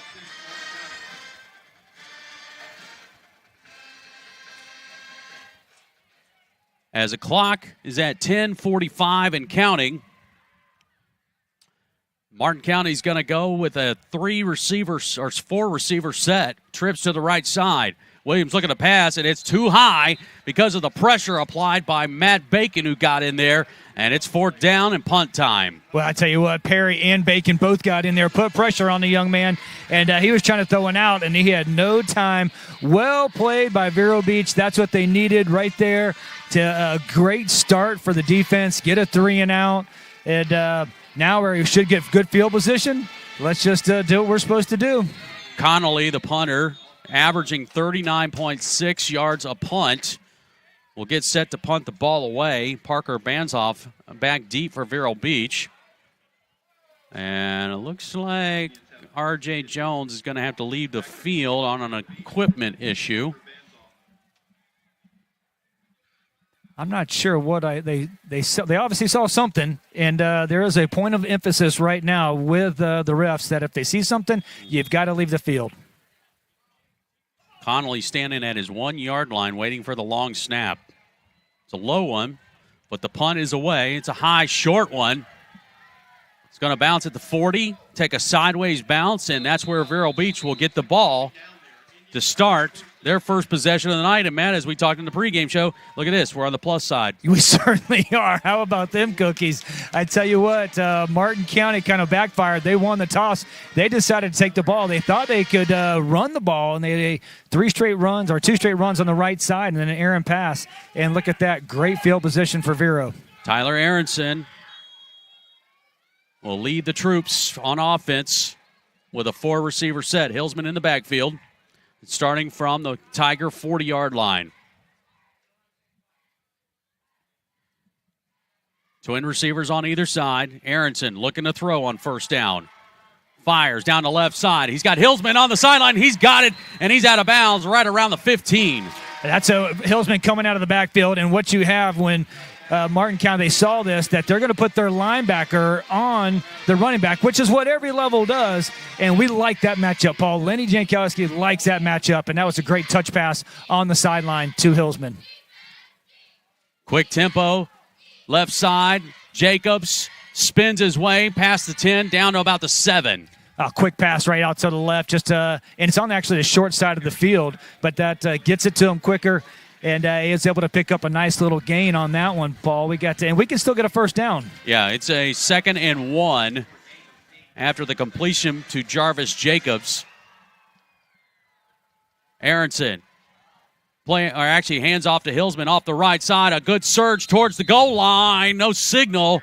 He's going to be short to the 1, but it's a 1st and goal. Oh, that was a great job by Hillsman. How about that offensive line on that right side with you had I believe it looks like Chase Stevens on that side on the right side. We had him on our paper. We had him on the left. Him around. But, you got him and big Champ Smith on that side. Great push to get him right down. 1st and goal at the 1. Handoff Osby. Off the left side, he's in to score. Touchdown, 0-0. Oh, that's the Lightning and Thunder. Give it to the Thunder, Osby, and he goes in and gets hit at the line, and just you're not going to take that young man down on your first hit, Paul. Great job by that offensive line. Jordan Thomas, Ben Hall, Corbin Phillips, Stevens, and Smith. Good drive for Vero Beach, starting at the Tiger 40-yard line. Good job as the defense set them up after forcing Martin County 3 and out, pinned deep in their own territory. And now it sets up Brandon Marston with the extra point. Boy, it was a funky snap, line drive, and it somehow crosses the crossbar, and he gets it in, and it's 7-0 here in the first quarter. Hi, JW from Barker Air Conditioning. These hot and humid days sure do take a toll on your air conditioning system. Barker Air Conditioning offers our ESA annual or semi-annual maintenance plans to keep things in good working order. Barker Air Conditioning, servicing Indian River County since 1959. Hi, I'm Shelly, owner of Dog Training Elite, Treasure Coast. Our family passion is to help the families that come to us create peace and harmony in the home with their beloved family dog. At Dog Training Elite, we're dedicated to helping our clients, along with their dogs, learn obedience, manners, or train to be service dogs. Any size and age, we can help. Online at dogtrainingelite.treasurecoast.com. Go Indians! So it was 4 plays and 40 yards, a 1-yard run by Octavian Osby. And during that drive, Aronson was 2 for 39 yards, 2 completions for 39 yards. As we kick off, that is your McCall Insurance Agency scoring drive. Kickoff coverage again, very good. It was more of a squib kick this time. Not sure that was by design, but good coverage nonetheless by Vero Beach. Wow, what a good start for Vero, Matt. That is one of those. The ball came out a little sideways. It worked out. That's one time that we asked Braden, hey, was that intentional? Yes. Yeah. And I think that was one of those that, great defense. You know, our kick coverage, and we've seen it throughout the years, Paul. When the special teams fired up, man, you know you got something clicking. This time the Tigers will start from their own 26-yard line. Last drive, it was a 3-and-out with a punt. And now Jackson Williams will bring the troops out starting from his own 26, down by 7. 4 receiver set, twins on either side and one back in the backfield. Looking to throw on this one. Williams flushed out of the pocket. He's got a little bit of real estate. He'll get to the 30, almost to the 35-yard line. Yeah, that was a great job by the quarterback, Williams, because looking downfield, there was no one open. and he looked like he was trying to go to the slot guy, and he was covered up. We had a great job, but he was able to split the defensive line and pick up some yards. Yeah, got a good 8 yards, make it 2nd down and 2 for the Tigers. 8:42 and counting first quarter, and it's a 7-0 lead for Vero Beach. This time, handoff. Looked like almost like a option run there, but it was stuffed by the Vero defense. Starting with that front line, you got Dash in there, and along with Deuce, plugging the holes. Yeah, that was definitely was a read option, and he was a little confused on who he was going to give it to or keep it, and he just actually at the last minute was like, okay, you. Yeah, good read by Warren Perry, too, to seal that in and make it a 3rd down and we'll say a long one.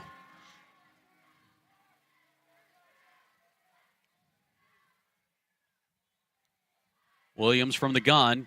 Hands off, left side. And nothing there as Vero Beach stuffs that one, too. Yeah, they're going to actually lose a yard on that one, Paul. Oh, what a big play. Nice job on that right side of our defense with Dash and Perry and Antoine over there. Linebackers filling with Rivers. Yeah, good job by that defense. They had Xbox coming in there. Xbox coming up and also. Afion Rivers, man. Wow, good job. Linebackers and defensive backs coming in, helping out. Brings another punt here. Connolly getting set. A little low, but a good spinner. Banzoff will get to the 40-yard line, about a 3 or 4 yard return. Paul, you know what's really good about that? We fielded the punt. That's we true. actually caught the punt in the air. I can promise you, low line drive, spiral, that thing is rolling all the way to the end zone. Banzoff, excellent job. Didn't get a lot of yards, but that's okay. No. You did your job. You fielded it. We didn't fumble. That's exactly what we've been looking for on the punt return team all season. I think one of the things we've learned so far this season is that, boy, when the ball bounces on this turf, it takes a big hop. So we're going to start from our own 41-yard line, 1st down and 10.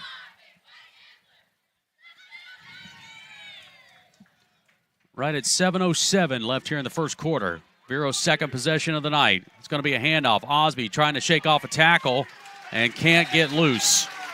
Be a tackle for a loss. Yeah, Martin County came in and from the linebacker position, shot the gap, and did a great job of just blowing that up at the point of almost where the handoff was. Loss on a play of 3, and it'll be 2nd down and 13.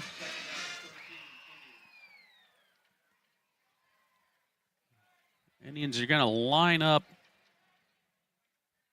with a 3-receiver set, 2 on the left side, 2 backs in the backfield. Aronson, he's looking to throw. He's going to fire downfield, and he's got a man wide open. Hillsman, oh, man, and he just kind of got turned in a weird way and could not bring it in. He was open. He was, and you know what? He's going to want that back. He's going to be a little frustrated on that one.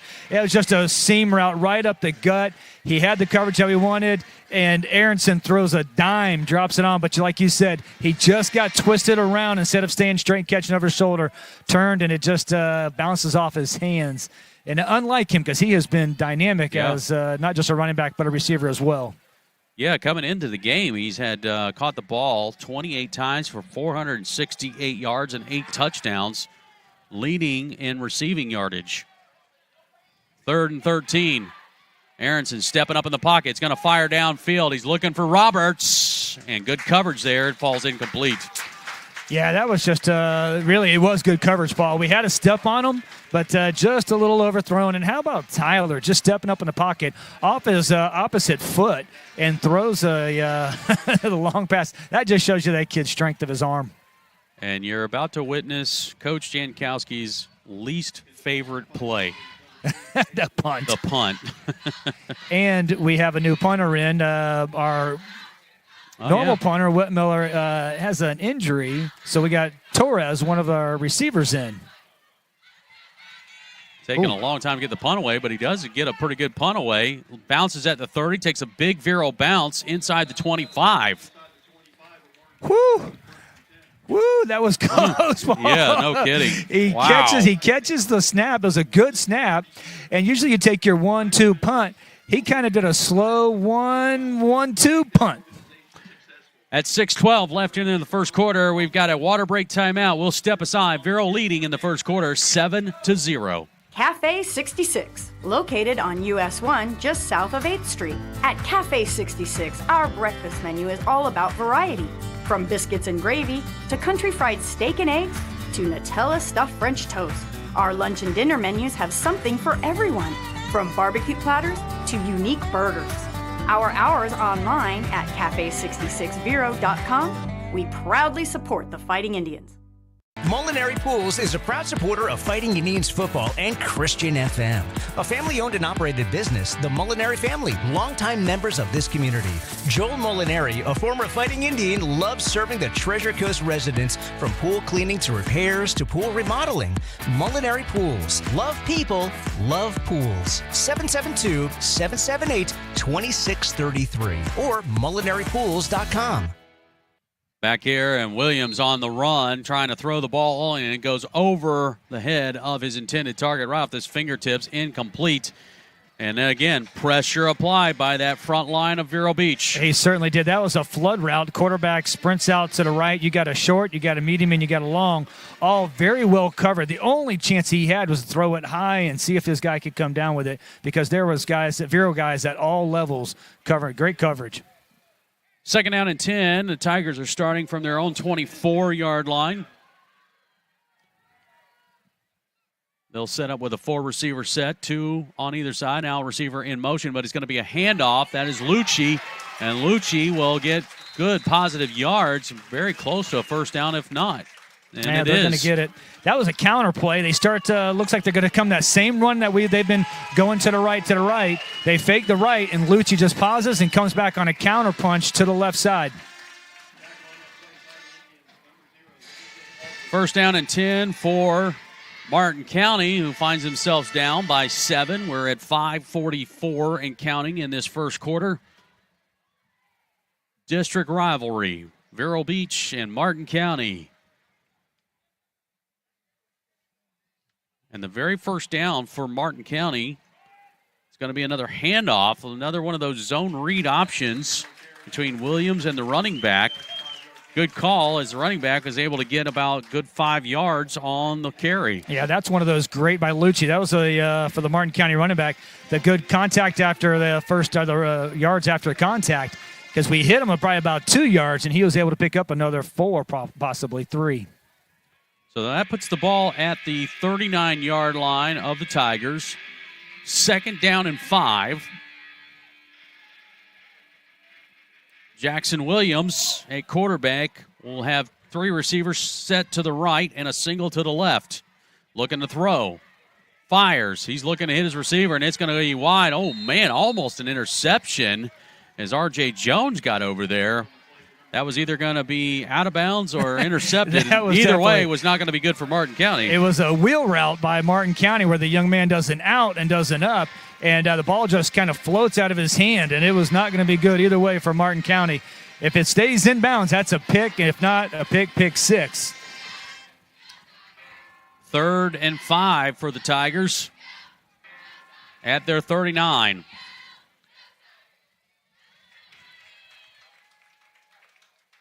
Receiver's going to go in motion. Williams, handoff up the middle, and a good delay handoff, and that's enough for a first down for the Tigers as he gets to the 45-yard line. That's Dominic Lucci. That's a draw play. Quarterback takes the ball, looks like he's going to drop back, and then just hands it off a little late, and young man just finds a hole right there and a good block downfield. And that'll set up another first down for the Tigers.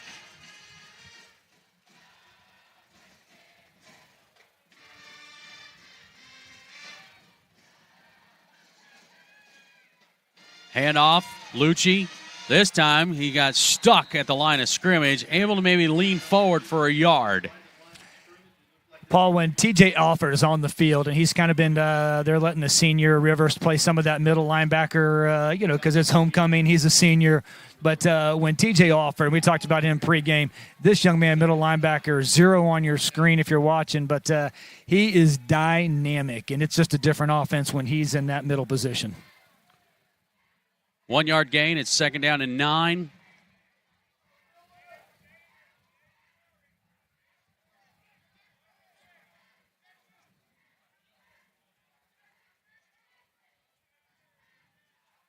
Williams takes the snap. It's going to be a handoff going off the right side. Wow, good coverage by Vero Beach as Tutu Griffin comes up and makes the tackle. Woo, boy, I tell you what, Western Kentucky commit Tutu Griffin. I don't know if Western Kentucky's going to hold that young man, Paul. He is dynamic. We talked about him being the heart and soul of that defense, and that's why right there he reads the little jet sweep to the right. He comes from his left position and just blows the play up. It's going to set up a 3rd down and long for the Tigers. Got a little confusion. Young man got hurt, 80, and then they just got a little confused. So going to have to take a timeout. We'll step aside. Vero leading here in the first quarter, 7-0. Thanks to Longevity Rehab Centers in Vero Beach and Sebastian, owned by locals whose mission is to help heal those who are hurting with a goal of getting them back to a productive life. Longevity Rehab has built a reputation of trust with their clients from the top down, offering both physical and massage therapy designed to restore, relieve, or maintain a healthy lifestyle. Blue Cross Blue Shield, Humana, Cigna, United Healthcare, Health First, Medicare, and most insurances are accepted. LongevityRehab.com. This is Fighting Indians football on the Vero Nation Network. Brought to you by Molinari Pools. Let's join Gary Paris and the voice of the Fighting Indians, Paul Tipton. May not be Gary, but it's a close relation. His son, Matt. Gary out at Norman, Oklahoma as UCF playing the Sooners tomorrow. 3rd down and long. Williams going to fire. Boy, that ball got batted, and it's intercepted off the deflection. Alford's got it to the 25-yard line. How about that play? It looked like the receiver had it in his hand. It got batted right out of his hands up in the air, and Alford takes it. I don't know if you can get a more athletic play from your corner. That was Tutu who comes over and bats it out right to the hands because it was in the receiver's hands. It was. On a curl route, and then right to Alford. What a tremendous play by those two young men. Wow. So Vero Beach now with great field position as they'll have the ball at the 23-yard line of Martin County. And an opportunity for Vero Beach, who on their last possession had to go 3 and out and punt the ball away. So 2:39 to go first quarter. Vero will start at the Tiger 23. Little play action. A handoff is going to go to Hillsman. Shakes off one tackle, turning off the Jets to the 10, to the 5, to the end zone. Oh, what a great play. What a great run. What a great call by Coach Jankowski. Hey, if Martin County can do it, we can do it. It's a simply counter, basically. We have a guy in motion. You fake the motion, and then you give it to Hillsman, and Hillsman makes a couple guys miss as in a mad dash to the corner of the end zone with a couple of key blocks from those running backs. 6 points for Hillsman. What a move by Jonathan Hillsman. Just kept sliding to the right and shaking off tackles and juking guys. Incredible play as Marson got a better snap this time and hold, and it puts it through, and it's a 14-0 lead for Vero Beach. The Fighting Indians rely on teamwork, and so does Christian FM. One of those teammates is Scott Sporting Goods. Scott Sporting Goods features an array of sporting equipment, including clothes and shoes. They are also the ones that fit our Fighting Indians broadcast team with the Fighting Indians apparel. Located in downtown Vero Beach, 1407 20th Street. Their phone number is 778-0661. Thanks to Scott Sporting Goods. HBS Glass is a proud supporter of Fighting Indians Athletics and Christian FM. Since 1973, HBS Glass has served homeowners, architects, and contractors in the Vero Beach area. HBS Glass offers hurricane impact windows and doors. HBS Glass, 722 3rd Place or hbsglass.com. Thanks to HBS Glass. Vero Beach gets set to kick off after scoring another touchdown, and this one's going to go high by Marson to the 5. Muffed on the reception there, but picked up to the 10. 15, trying to reverse field, and the coverage there. How about Osby making a tackle on special teams? Matt, Vero Beach got a great opportunity thanks to Tutu Griffin batting a ball up in the air. Alford gets the interception, sets Vero Beach up at the 23, and then it just takes one play. You give it to Jonathan Hillsman, and he does the rest. We talked about it earlier, and there's the strength. He gets hit, and then he just stays on his feet. He makes a little run. You see his speed, and then makes a jump, stop, move to get away from a cornerback, and then runs and gets a great block from his receiver, and he scores. And that's the dynamic ability of Hillsman. And it just go back to the 2-2 Griffin, batting the ball. It's crazy. What a heads-up play. Oh. So one play, 23 yards. That's the McCall Insurance Agency scoring drive for Vero Beach, who now leads 14-0. And here comes Martin County from their 19, down by 14. It's going to be a handoff. And nothing to go. Is that Vero Beach defensive front really starting to stiffen up? Yeah, that's the same play we just ran. They brought a guy in motion like they're going to fake the jet sweep going to the left, hand it off to the running back, and was only able to pick up a few yards. But great job by our linebackers being able to step up, come up, and Rivers and make the play. Pick up 4. It'll be a 2nd and 6. 1:50 and counting left here in this first quarter.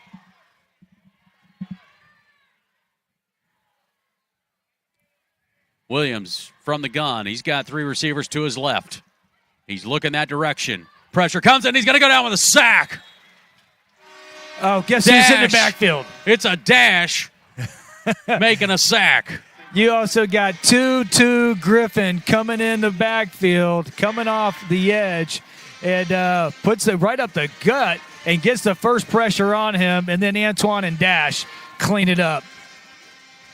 Great job. That puts the Tigers back now to a 3rd and 11. Ball back to the 18-yard line. 60 seconds to go, first quarter.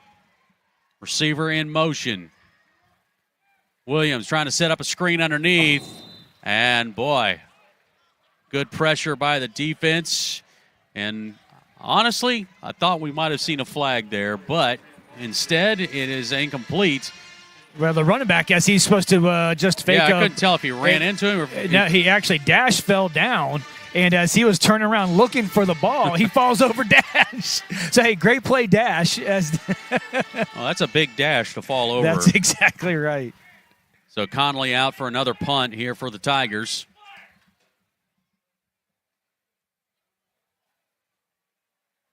Standing at his 5. Short, but a good spiral punt. It's going to take a little bit of a hop and will go out of bounds on the other side of the 50 near the 45. Once again, Paul, Vero doing a great job on defense. Yeah. That's a 3 and out. And, boy, I tell you what, we saw Coach Mata just mixing things up with the guys with the where he wanted his linebackers coming off the blitz. We saw some of that.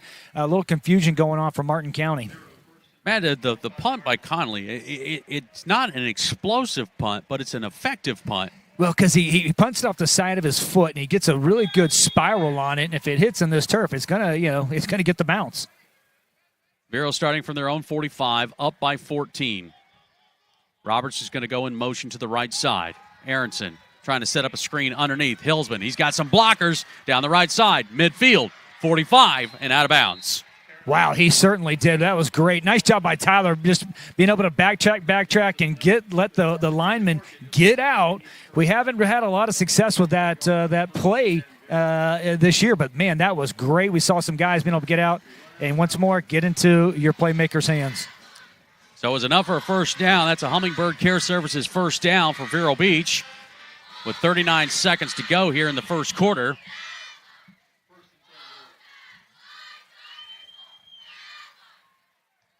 Three receiver set, 2 backs in the backfield, and Osby going to get the handoff off the right side.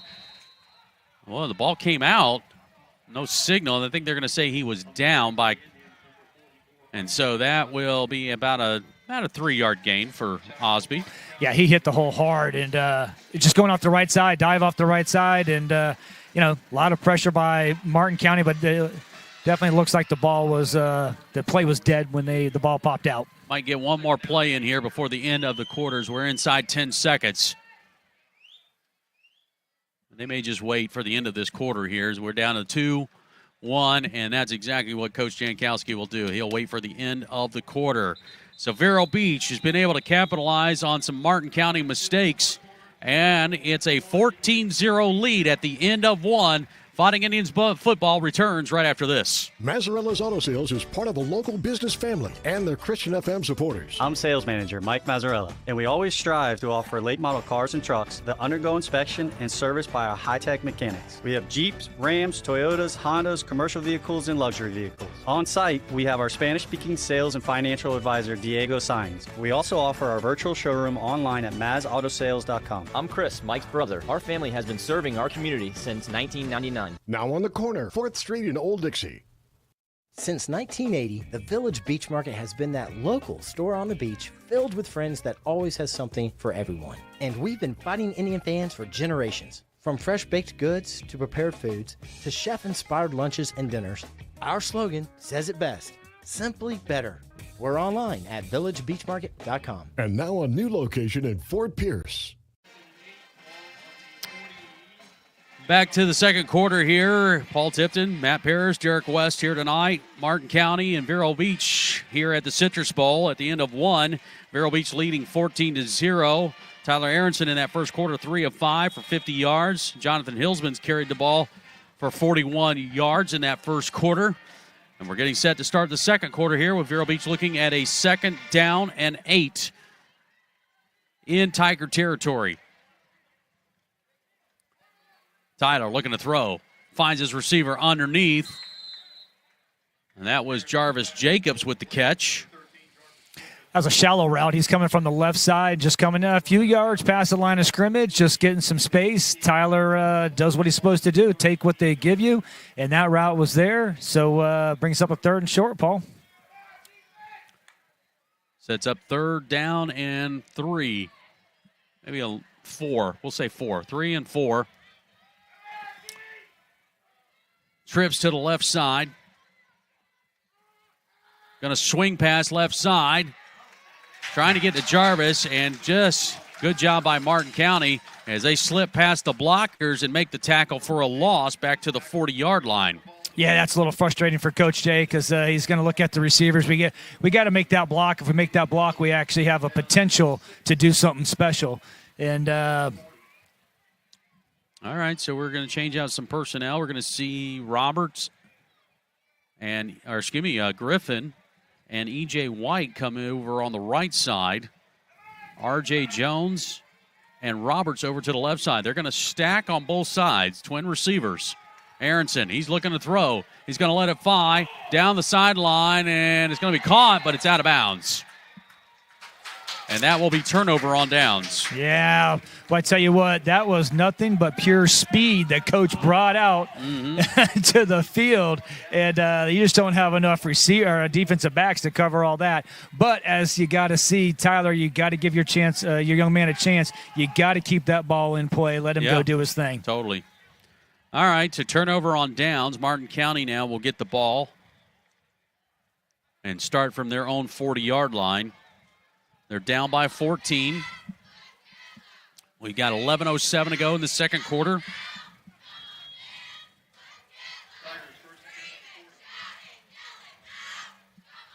Tigers so far just 35 yards of offense. Williams looking to throw on 1st down. Pass was caught, but man, here comes E.J. White and broke up the pass with a nice big tackle. That was a hitch route from your outside receiver. Ball was thrown a little high.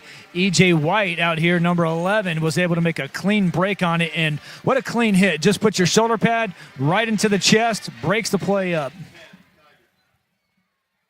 That pass was intended for Taylor.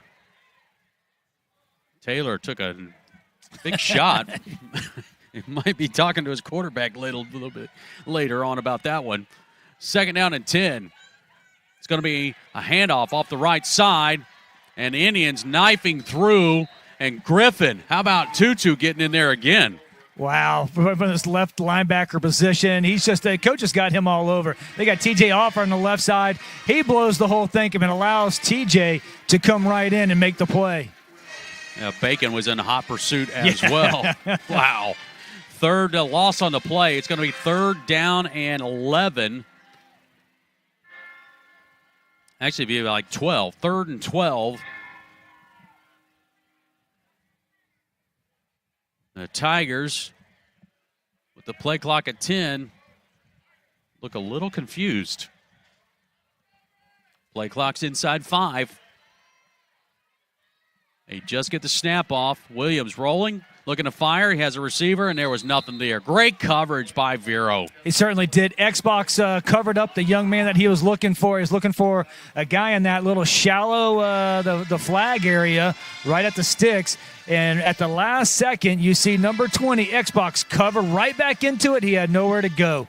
Great job defense. And you know what that is? That's just a great heads-up play by him, but also coaching. Yeah. Brian Rahal with the defense. It was whether he flipped his hips, turned around, got into the way of that pass. Phenomenal job. Second time tonight that they have gone 3 and out, and they don't have a completion yet, so the passing game's lacking right now. Another good punt, and it hits one of the Vero players right in the head.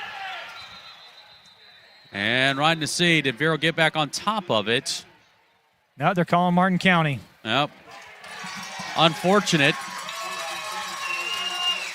As Bacon was just standing there waiting, and it hit him right on top of the helmet.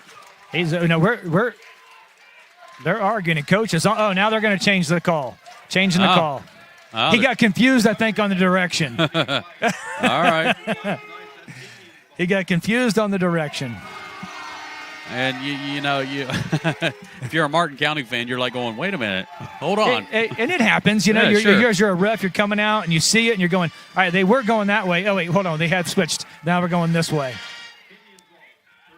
Anytime the home team gets a questionable call, you got to go, you're going to hear it. Huh. All right, so Vero Beach with a break. It's going to be at their own 36-yard line.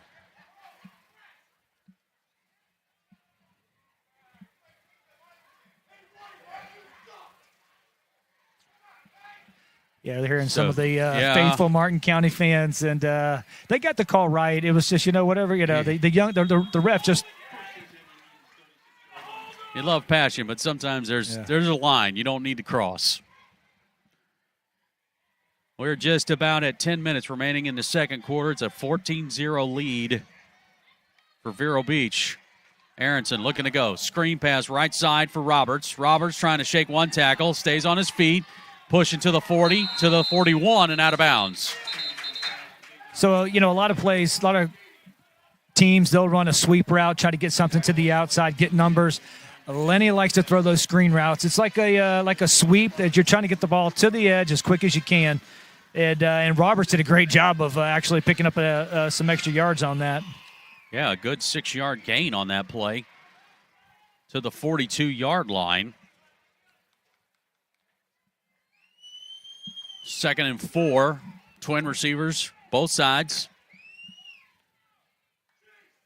Tyler from the gun, play action, looking, trying to set up. Another screen underneath, Hillsman, and Hillsman out of bounds around the 45. Yeah, that's just coming out. Actually, the screen took a little bit of time to develop, but he was able to still find them, and that's just the patience and the blocking job from that offensive line. He was able to allow him to come out and get that. That took a lot of time. So 3rd down and short for Vero. Trips to the left side.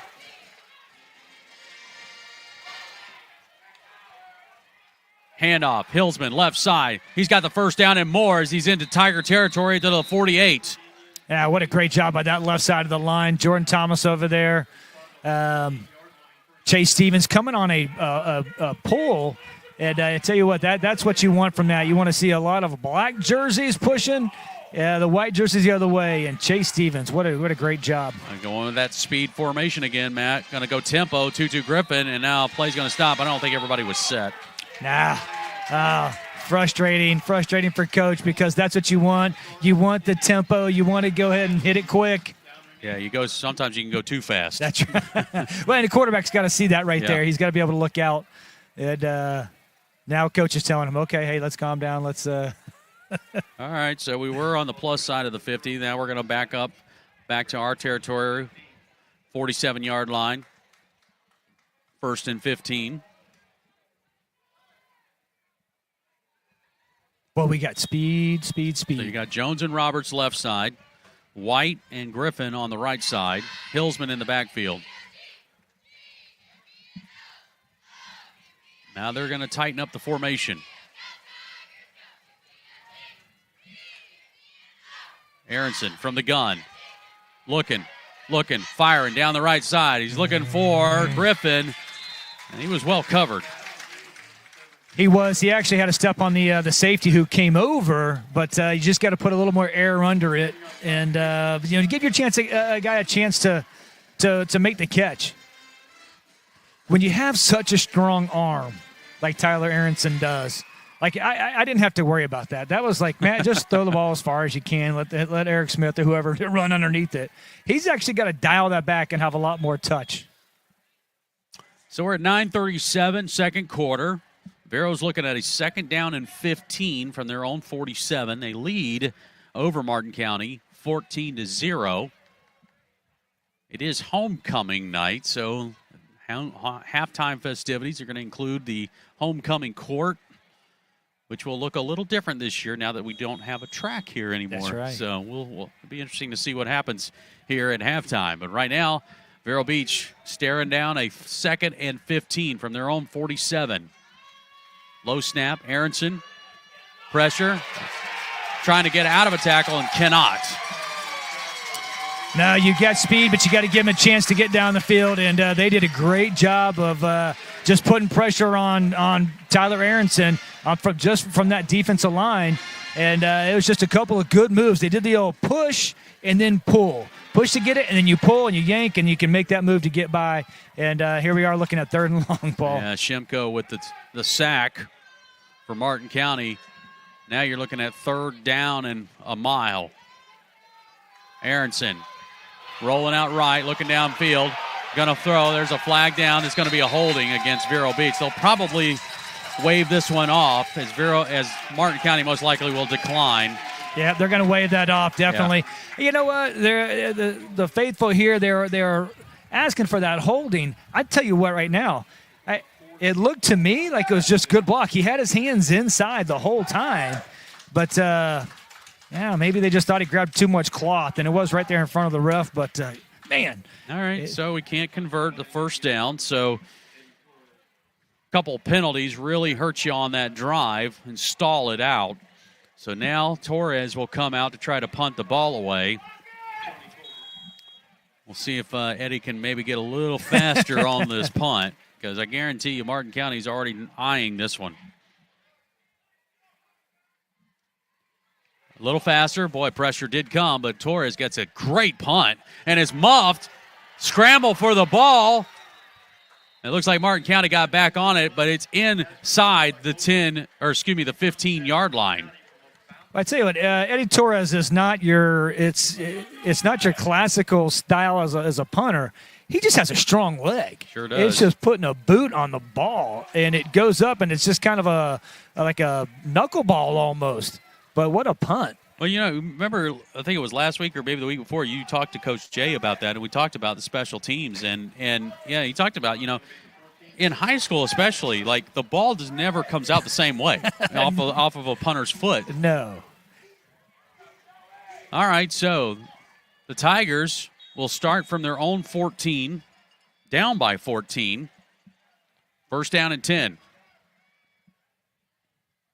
Williams, pressured, throws it last second, jump ball, and it's incomplete. Good coverage by Aiden Smith. Wow, I tell you, that quarterback did a great job, because it was going to be a sack. Yeah. And he jumped up, he took the shot right to the gut, and was able to get rid of the ball, because if he didn't, that was going to be a sack.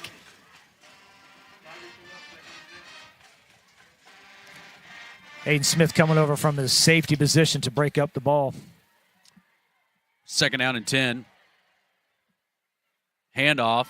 Boy, it's just scooped up. They were trying to go zone read. It almost looked like they couldn't decide who was going to keep the ball. Well, when you got big Antoine Montgomery coming down at you, and his hands were out, he's like, I don't know if I need to give it or keep it. We'll just not do anything. He came in untouched. We'll just run this together. Yeah. How about that?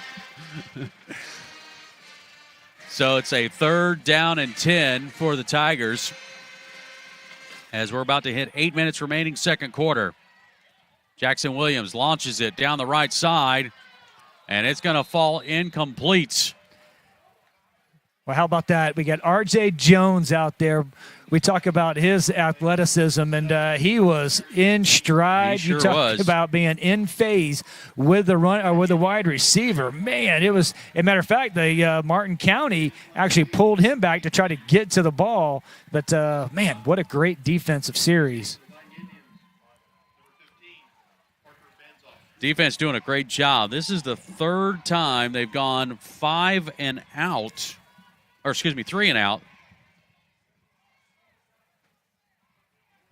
Good punt by Connolly. Connolly sends this in a high, takes a big bounce. Banzoff just needs to get away from it. And there's going to be a flag, and we may have roughed the kicker. Well, I don't know if they're going to be a 5-yard. Might be a running into the kicker. Because he actually slid underneath, and then the kid came on top of him, the young man. So we'll see what he calls. He didn't hit him while he was in the air. Oh, they're going to give him the – they just motion like they're going to give him a first down. It is. It's a personal foul.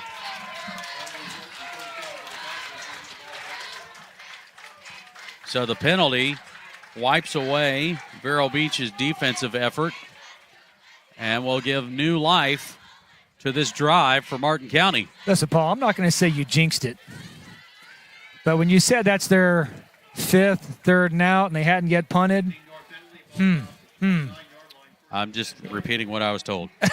That's all I'm doing, man. I'm just repeating what I was told. We're going to blame our stat man on that. Tonight we have Rocky Tofa as our stat guy. And if you name blast from the past, Rocky was a star linebacker, graduated in 92. I think he still holds a single-season tackle record. He had 105 solo tackles his senior year.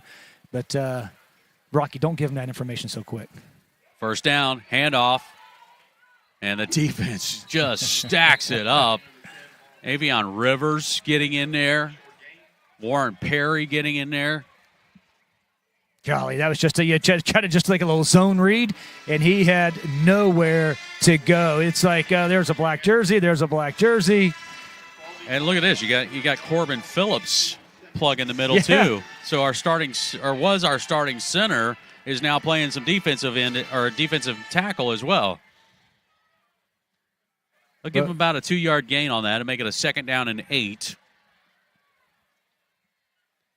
2 backs in the backfield with Williams. 3 receivers set. Keeper, Williams pressure, and it's going to be a sack. How about E.J. White coming in from the corner? Oh, and he is pumped up. He's come from the right side of the defense, left side of the offense, and they do not see him. It was a drop-back pass, and the quarterback from the blind side takes one, but he does hold on to it, so it's not a fumble. But E.J. White, great call by Bill Mata and Brian Rahal in that defense. That's going to push him back to the 24-yard line. Or maybe it's a 25-yard line. It's a 25-yard line where it'll be a 3rd down and 14 now for the Tigers. Inside 6 minutes to go in this second quarter, and Vero leading 14-0. Twin receivers on either side. Up, and looks play like is going to stop. Play clock violation. We call that delay a game. Delay a game. So moving back 5 yards. And now it's going to be 3rd and 19. Yeah, if you're Martin County right now, you've tried to run screens, you've gone deep, your best play right now has been the roughing the kicker. Williams, draw play, up the gut to the 25. Lucci still on his feet, stopped at the 30-yard line. All right, I talked too soon. The best play has actually been their draw play. You see that a lot. It's long, 3rd and long, and it's like, all right, what do we want to do? We don't want to give them a opportunity to intercept the ball or get a sack. So you run a draw play, which is a good play, get some yardage, and maybe your punter can do something special and flip the field. Got 10 yards on that run there. And, boy, when he first took off, you saw a lot of real estate there. Yeah, you thought, boy, this could end up being a first down if we're not careful. But the defense did its job again. And we get set for another punt. Conley gets another one away. This one's going to be an end over an end. And we'll take a bounce, and we'll just get away from it and let it stop at the 36-yard line. Well, Banzoff was going to come up and catch it. He decided not to. It didn't get a great Martin County bounce. They only got about a 5-yard on that one. But, hey, now we can talk about getting out of the series. 3 and out on that particular one. So this will be the 6th possession of the first half for Vero Beach. We've got 4:54 to go in the second quarter, and Vero Beach leading 14-0. And Vero will get the ball, by the way, to start the third quarter.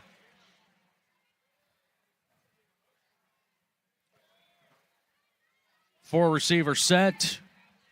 And Aronson, he's going to look to swing pass left side for Jacobs. Jacobs down the left side. He's got a little bit of a lane. And he'll get to the Tigers' 42-yard line. Oh, what a nice play. That's that same one, that screen going to the left side this time. And you had, I think it was Micah out there blocking for him. Great block downfield.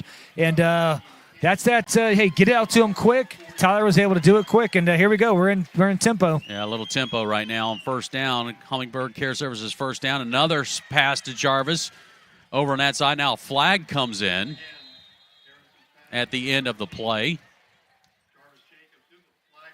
Yeah, it's usually in the area of a hold. Mm-hmm. And it is. So there's our comfort zone AC and heating penalty. And Vero Beach will move back. Oh, and it's frustrating because we just saw that, what they call NASCAR or whatever you want to call it. People call it different things. But when you just up the tempo, when you see something, it doesn't allow the defense, Paul, to adjust as well. They can't get personnel out that they maybe want to change. And their defense has been on the field quite a bit. And so, you just lose that momentum. Hey, I want to remind you, next week, Vero Beach will be on the road for its final district game. Yeah, Treasure Coast. But I want to make sure you know this. It's not a Friday night. It will be a Saturday night game down there at South County Stadium. So make sure to note that. Next week, Saturday night, not Friday night, down at South County, kickoff at 7 p.m. First down and 12 at the Tiger 45.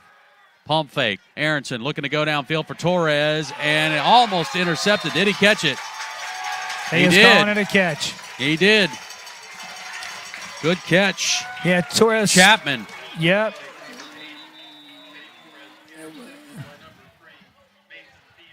Yeah, we had Torres just got hit coming out of his route and threw him off, and Tyler threw to a spot.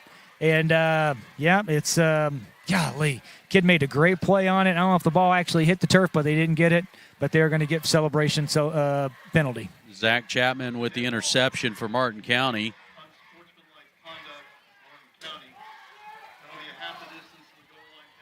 So the penalty will take them deep into their own territory there. So it's kind of like good news, bad news situation for the Tigers. Paul, you look at, we score, then we have to punt, then we score, and then we have a turnover and downs in good field position, then we have a punt, and then we have an INT, and this is the stuff that against Martin County is a good team. Yeah. 14 points isn't going to be enough. We need some more points, and for Jankowski in this offense, just to get some sustained first downs and get drives going. So after the penalties marked off, Martin County starts from their own 10-yard line, 1st and 10. Williams going to go quick pass over on the left side. And that'll be a good 6-7 yard gain. Actually, they're going to give him about almost 9, I think. Yeah, a little hitch route that last time EJ was able to come up and knock it out. This time he put it on the money, and he was actually able to pick up a couple yards after the play. So they'll call it 8-yard gain. It's 2nd down and 2. And that is the very first completion of the night for the Tigers.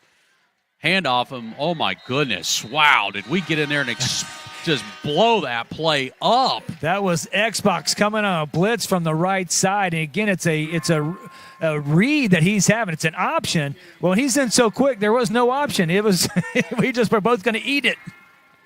Luckily, they didn't fumble the ball. My goodness, did he get in there fast. So that's going to back him up to a 3rd and 5 to the 15-yard line. Williams, pump fake. Now he's looking for his receiver again. And that is Taylor, the receiver. It's caught. And it's going to be a first down. It'll be enough for a first down. Boy, I thought he got him inside it, but not. So that'll move the sticks for the Tigers. Yeah, we're playing a little bit of the cornerback was off 5 yards. And he just stopped. He didn't necessarily backpedal, but it was a great timing route. Way to pick up the first down. 3:22 to go, second quarter. Ball to the 20-yard line, first down and 10. Handoff, and nothing going. Man, the black shirts are just eating it up right now. A great job by our defense, Paul, as far as being disciplined, because all the quarterback is doing, he's trying to read and see, like, what is that end doing or what is the cornerback, as whoever's coming down, what is he doing? We're staying disciplined on the outside, so he's having to give the ball. It's a long read. He's having to give the ball off, and then we got the black jerseys in the middle making the play. That's all being set up by our outside guys staying disciplined. Second down and 10.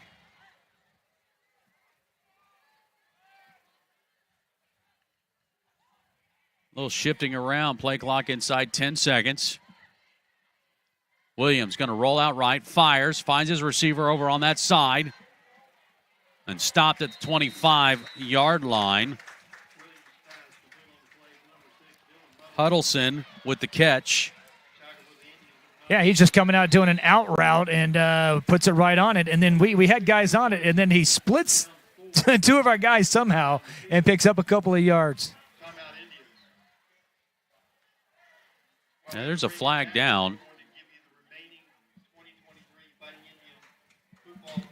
And it's going to go against Vero, an unsportsmanlike conduct penalty. So here again, Vero Beach making some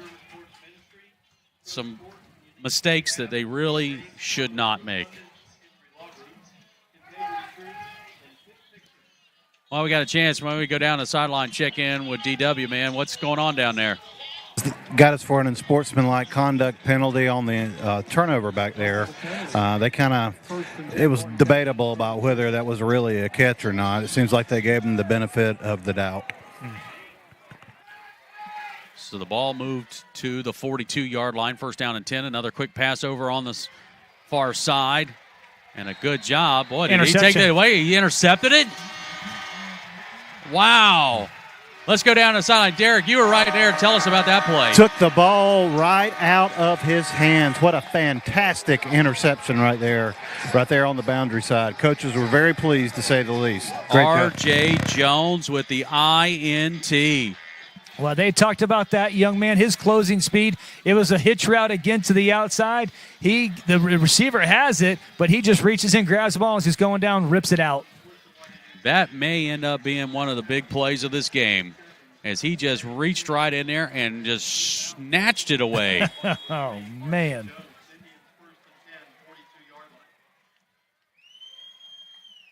Aronson, handoff, Hillsman, left side, got just tripped up. Head to about the 38-yard line. Yeah, tripped up by the right guard, who actually does a great job of sealing it, but his leg pops up and catches him. Quick tempo, left side, Simmons. And Simmons scoots, and here comes a late flag as Simmons got to the 30-yard line. Let's see what this call is. We got word from DW down there that maybe, it's going to be probably a hit out of bounds, as Simmons was about a good yard outside.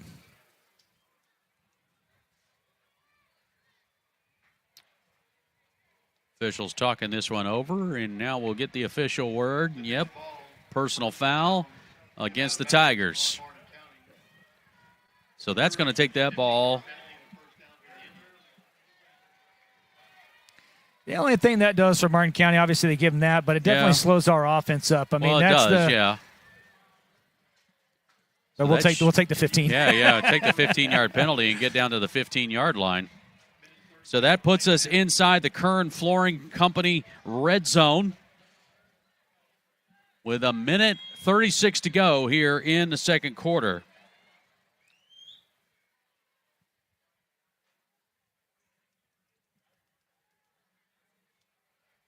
Indians up to the line. Twin receivers on either side. Hillsman in the backfield. Play action.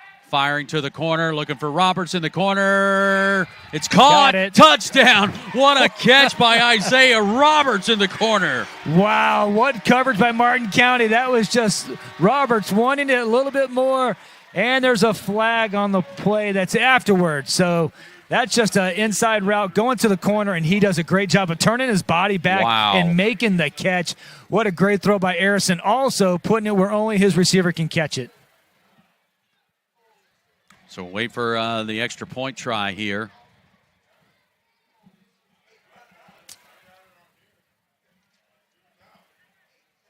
We talk about back shoulder throws sometimes, and that's exactly what that was.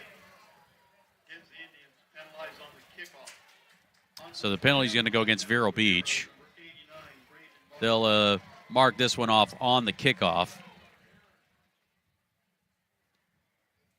So Ryan Hall will get set to long snap. Parker Bansoff set to hold. And Brandon Marson to kick. Ball is up, and it is good. Vero Beach extends its lead 21-0 late in the second quarter. Cafe 66, located on US 1 just south of 8th Street. At Cafe 66, our breakfast menu is all about variety. From biscuits and gravy to country fried steak and eggs to Nutella stuffed French toast. Our lunch and dinner menus have something for everyone, from barbecue platters to unique burgers. Our hours online at cafe66vero.com. We proudly support the Fighting Indians. Ohana Water Systems is proud to partner with Christian FM. Hi, I'm Mikey, owner of Ohana Water Systems. We've created a technology that takes city and even well water and turn it into drinkable, pH-balanced, remineralized alkaline water throughout the entire house. Our system also protects the plumbing and appliances from hard water damage. No obligation consultations and water testing available. Online at ohanawatersystems.com. This is Fighting Indians football on the Vero Nation Network, brought to you by Ohana Water Systems. So Vero Beach able to capitalize on an interception by R.J. Jones that set them up at their own 42-yard line. 2 plays, 42 yards, a 15-yard catch by Isaiah Roberts. Oh, by the way, there was a penalty in there that helped move us up from the 30 to the 15-yard line. And that sets us up now. We're 21-0. That is the McCall Insurance Agency scoring drive. We got a celebration penalty, so we are kicking deep from our spot. And on the reception, on the kickoff, knee down at the 32. Actually worked out perfect for us. I mean, with a 15-yard penalty, they still get the ball at the 32. It's worked out for Vero. You know, you never want, well, I shouldn't say you never want to second-guess a referee. We like to second-guess referees all the time. But when you have a celebration penalty, and, you know, you just – they had one against them. We had one against us. As long as you're not taunting the other players, the other team or whatever, and you're excited, you jump up, it's like, man, they're high school kids. Let them have some fun. Agreed. I didn't see them doing anything when they had the penalty against them that I think the coach came on the field, maybe jumped, and you're like, stop. Right. First down and 10. They'll start from their own 33, the Tigers. Little draw play. Lucci able to stumble forward to the 40-yard line. I would definitely say that's been their most successful play so far. Yeah. It's just getting Vero linebackers to backpedal and then hand the ball off. Minute 8 and counting. Tigers do have their timeouts. Second down and 3. Williams got all day to throw. Looks got a receiver over the middle of the field. And will be stopped in Vero territory around the 43. Yeah, they just had just enough time. The receiver came all the way over and just got into the hole right in the middle. And it's tough because it looked like he was going to run, so linebackers came up a little bit, and no safety help. Abbott on the catch. Again, surprised Martin County maybe not using some of their timeouts here. Swing pass, looking for Lucci, and it just goes over his head as Williams had to get it over the outstretched hands of Bacon. Yeah, Bacon and Perry, both of them over there, just putting pressure. And Lucci, good running back, just a little maybe short on the stature, was not able to come down with that. So second down, and that incomplete. We'll stop the clock at 42 seconds. Tigers down to your Vero Beach Indians, 21-0. Williams looking, pressure, comes out of a pass, and Montgomery, now they're throwing flags. They're going to possibly call a face mask here. Yeah, there's no possible, Paul. That is a full-on, I think the young man was looking through his ear hole when the play was continued. And in Montgomery, it's one of those weird, it's not like he's going to intentionally grab the face mask. Right. He sees the quarterback go past him. He reaches his hand out, and we could say the quarterback put his face where his hand was. Now, it's a great. You can't say that. Great call by the refs. He did yank his, and the quarterback's okay, and that's the important part. So that'll put the ball at the 27-yard line. Williams looking, firing down the right side, looking for his receiver, and that's going to be caught by no one as that's too far out of bounds. And 2-2. Was on that. It was too far for 2-2 and everybody else, but he was completely in phase with the wide receiver. And, great thing. Actually, if he throws it in, I think that might be a pick also. Could have been, yeah, absolutely. 26 seconds to go. Stopped on the incomplete, and it's a second down and 10 from the 27-yard line of Vero Beach. Tigers will line up 4 receivers, twins on either side, one back in the backfield. Williams. Pump fake. Now he's fresh out of the pocket, and he's going to be tackled. Bacon and the gang right there. Oh, wow. And you're going to call that a coverage sack because he had literally no one to throw down the field. And you just get all the guys in the middle. So timeout taken by the Tigers. We'll stop the clock with 18 seconds. Now the Tigers are going to be looking at a 3rd down and 10 when they get back out on the field. Want to remind you again, next week, Vero Beach on the road to play district rival Treasure Coast. And it's going to be a Saturday night ball game for Vero Beach and Treasure Coast next week. So make sure you note that. Not a Friday night, but a Saturday night. Kickoff still the same at 7 o'clock, just a day later. Paul, it's pretty neat. Obviously, we're on the radio, but we have the YouTube channel on Vero Network Nation. And, you got people all over that, you got my dad out there in Oklahoma. I got a buddy, Paul, up in Cincinnati. Even Martin County, their coaches were coming saying, hey, my son wants to watch. What do we go to? And I think I said it backwards, so you might want to correct me on that one. Vero Nation Network, but that's okay, you know. 3rd down and 10. Williams. He's got room to run if he wants, and it closed in a hurry. So now will Coach Rod call a timeout here. Now he's... No, he is going to call a timeout.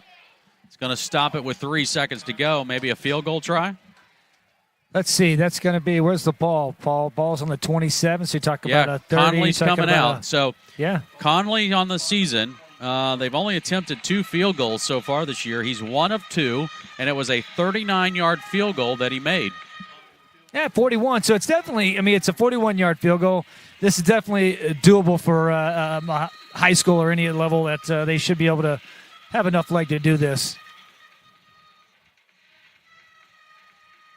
Now, a little bit of confusion. Well, Coach is calling a timeout now. Coach Jay is wanting to call a timeout, I believe, or he's at least asking the official about something over there.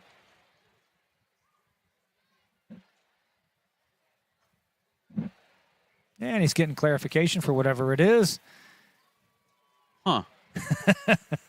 Well, I want to remind you that coming up at halftime, we'll have our Genesis Church of Vero halftime show featuring women of the Fighting Indians. And Bobby Paris will be talking to Aiden Smith, our strong safety, his mom. And be some interesting things. So you'll want to tune into that. Of course, here at the stadium, it's homecoming night, so there'll be the homecoming festivities. And they're going to find out who is the king and queen of the homecoming court this year. So John Conley's going to get set up for a field goal try from 40 yards out. Snap, hold, the kick is up. It's got some distance. And it is made. John Conley makes a 40-yard field goal to get the Tigers on the board here at halftime, 21-3. And we'll check in as we'll head down to the sideline. And Derek West has got our head coach, Lenny Jankowski. Coach Jay, thoughts on the first half? Overall, I'm pretty pleased. We're playing really hard. Displeased, that drive is extended with another 15-yard, face mask penalty. And, again, I'm not. We get a celebration deal down there, and then we get a 15-yarder on the face mask. And they kick a field goal to end the half. I mean, that's not the way we're supposed to play. The face mask is more of an effort play. The celebration is just being stupid, so we got to clean things up.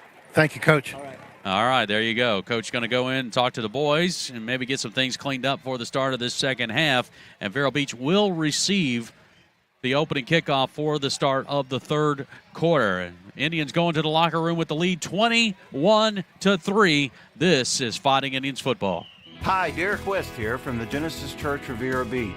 We are proud supporters of Fighting Indians football and Vero Beach athletics. We invite you to join us this Sunday at 9:15 for our services. If you can't join us in person, please visit us online at gcvero.com. Genesis Church of Vero Beach, place of love where honest men are known and unafraid to love the hardest stone. Visit us at gcvero.com. Hi, JW from Barker Air Conditioning. These hot and humid days sure do take a toll on your air conditioning system. Barker Air Conditioning offers our ESA annual or semi-annual maintenance plans to keep things in good working order. Barker Air Conditioning, servicing Indian River County since 1959. A family business for 25 years, Total Golf Cart supports the Fighting Indians and their fans. They're the authorized club card dealer and love to assist buyers to find the golf cart that best meets their needs. They offer both new and used club cars. And Total Golf Cart also has a full service department at 1140 South US 1 in Vero Beach or at TotalGolfCart.com. Welcome to the Fighting Indians Halftime Show, brought to you by Genesis Church. Here's your host, Bobby Paris. Welcome to Women of the Fighting Indians, where we can get a woman's perspective of Friday night under the lights at the Billy Livings Field. I'm Bobby Paris, and I have the privilege of interviewing the moms of our senior varsity players. And my special guest tonight is the amazing, beautiful Tamara Robinson, mom to number 10, Aiden Smith, defensive back for our Fighting Indians. Welcome, Tamara. Thank you for having me. I understand that Aiden is an all-around really good athlete. He is a good tackler that supports the run. But Tamara, this is about you. So tell us your story. My name is Tamara. I graduated class of 2000 from Port St. Lucie High School. I was born and raised in Fort Pierce. I have 2 children. I have Aiden and Nalani. Nalani's 13. I did go to college. I went to USF in Tampa. Oh, and I worked at South Florida Orthopedics and Sports Medicine. Well, you're in the right field then, sports medicine. You see a lot going on. All righty. And that 13-year-old, 2 teenagers at home. Wow. But I know she's perfect, isn't she? So where does she go to school? Lincoln Park Academy. And I think you said she runs some track? Yes, she runs track. Okay. Tamara, were you raised around sports, football, and did you play sports? I did run track. My dad liked football, but he never played football. But you had brothers. Yes, I have two brothers, and my oldest brother, Eddie, he did wrestle, and Marcus, my youngest brother, he played football. Eddie has a little history here in Indian River County. That is correct. He used to be the assistant principal here at Vero Beach High School. That might have been a little reason why you all, or Aiden's coming here, but we'll talk about that in a minute. So how long has Aiden been playing football? Since he was 5 years old, flag football. That's a lot of football. Yes. Yeah. So that's what I find out, that they just end up loving it. Did he play any other sports? Yes, soccer. We started with soccer, and then we went on to football. Crazy time of year. Everything is crammed in between school starting in August and December, and we have holidays and we have homecoming. You are a very busy lady. Work, home, kids. How do you keep your home somewhat organized, if that's possible? Oh, well, I pray and I help give out the responsibility to my two kids. Okay. So they help you? Yes, definitely. What did you tell me that Aiden does? He does the laundry. For everybody. For everyone. You are going to make one daughter-in-law very, very happy. So I think that's great. How about cooking? Do they help? Yes, Aiden will cook as well. Because he likes to eat. Of course. Yes. All right. Tamara, as the mom of a high school student, what 3 priorities would you consider important for raising productive adults? The most important to me is raising him to know and have the fear of God in his life. That's the most important.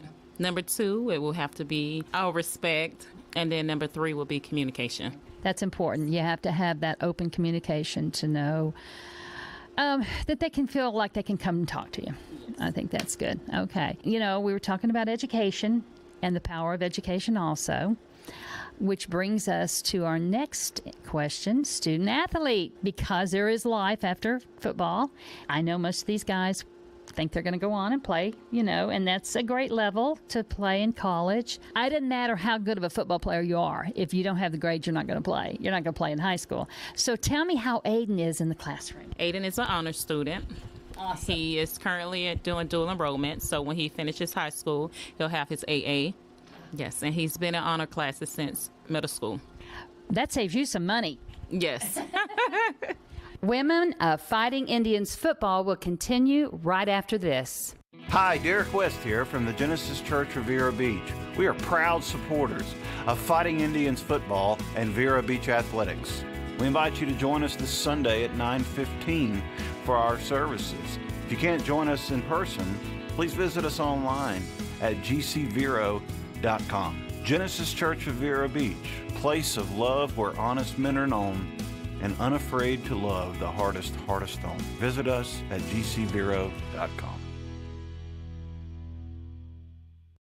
Hi, JW from Barker Air Conditioning. These hot and humid days sure do take a toll on your air conditioning system. Barker Air Conditioning offers our ESA annual or semi-annual maintenance plans to keep things in good working order. Barker Air Conditioning, servicing Indian River County since 1959.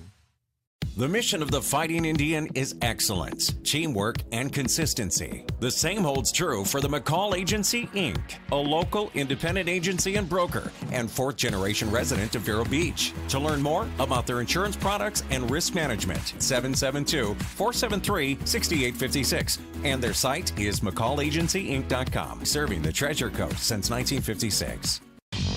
The Fighting Indians Halftime Show is brought to you by Genesis Church. Once again, Bobby Paris. And my special guest tonight is the amazing, beautiful Tamara Robinson, mom to number 10, Aiden Smith.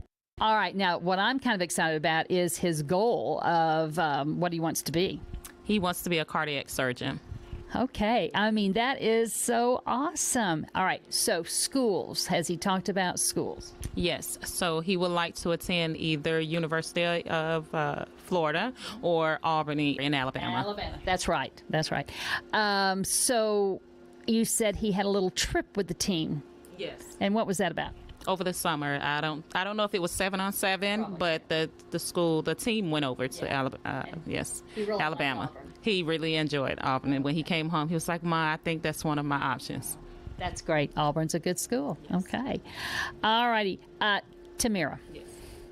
We have an amazing football program here in Vero, and I'm going to let you tell us why it's so amazing. Okay, I think that it's amazing only because I think the coaches are amazing. It's an amazing program. I like that they help the boys. It seems genuine that, they try to help the boys on and off the field. That's right. Like you said, they want them to succeed, and it's not just on the football field. And from what I can tell, they will do everything they can. Coach Jay's a great proponent of helping his kids have the opportunity to go to college if possible. And so he's going to make sure the scouts are there, giving them the right advice and making sure they're good in the classroom, because that's really important. Plus, I know they feed them, and that helps. And they have a breakfast on Friday morning. Now, this is the deal. I know you all live in Fort Pierce, so tell me why Vero. Well, originally I put Aiden at Vero because at that time my brother Eddie was the assistant principal at the high school, and I just wanted him to come somewhere where I felt they had a good program. I heard from my brother about the program, and I just wanted to give him something different. I think that's good. And, I hear from other moms who kids come from other schools, what a 5-star program. And I think that's why we have so many transfers from other kids. It's evident. So, because we do have a lot that come from other schools now. Okay, Tamara. If you could have a Tamara day, what would it look like? Honestly, just the day of rest. That's it. Just one day of rest. Yeah. Don't call me, I'll call you type thing. Right. Okay, unless the house is on fire. Don't call me. There you go. I think that would be. And have somebody cook dinner for you and just, Aiden will cook. He does. He's an awesome son. Okay. You are raising him right.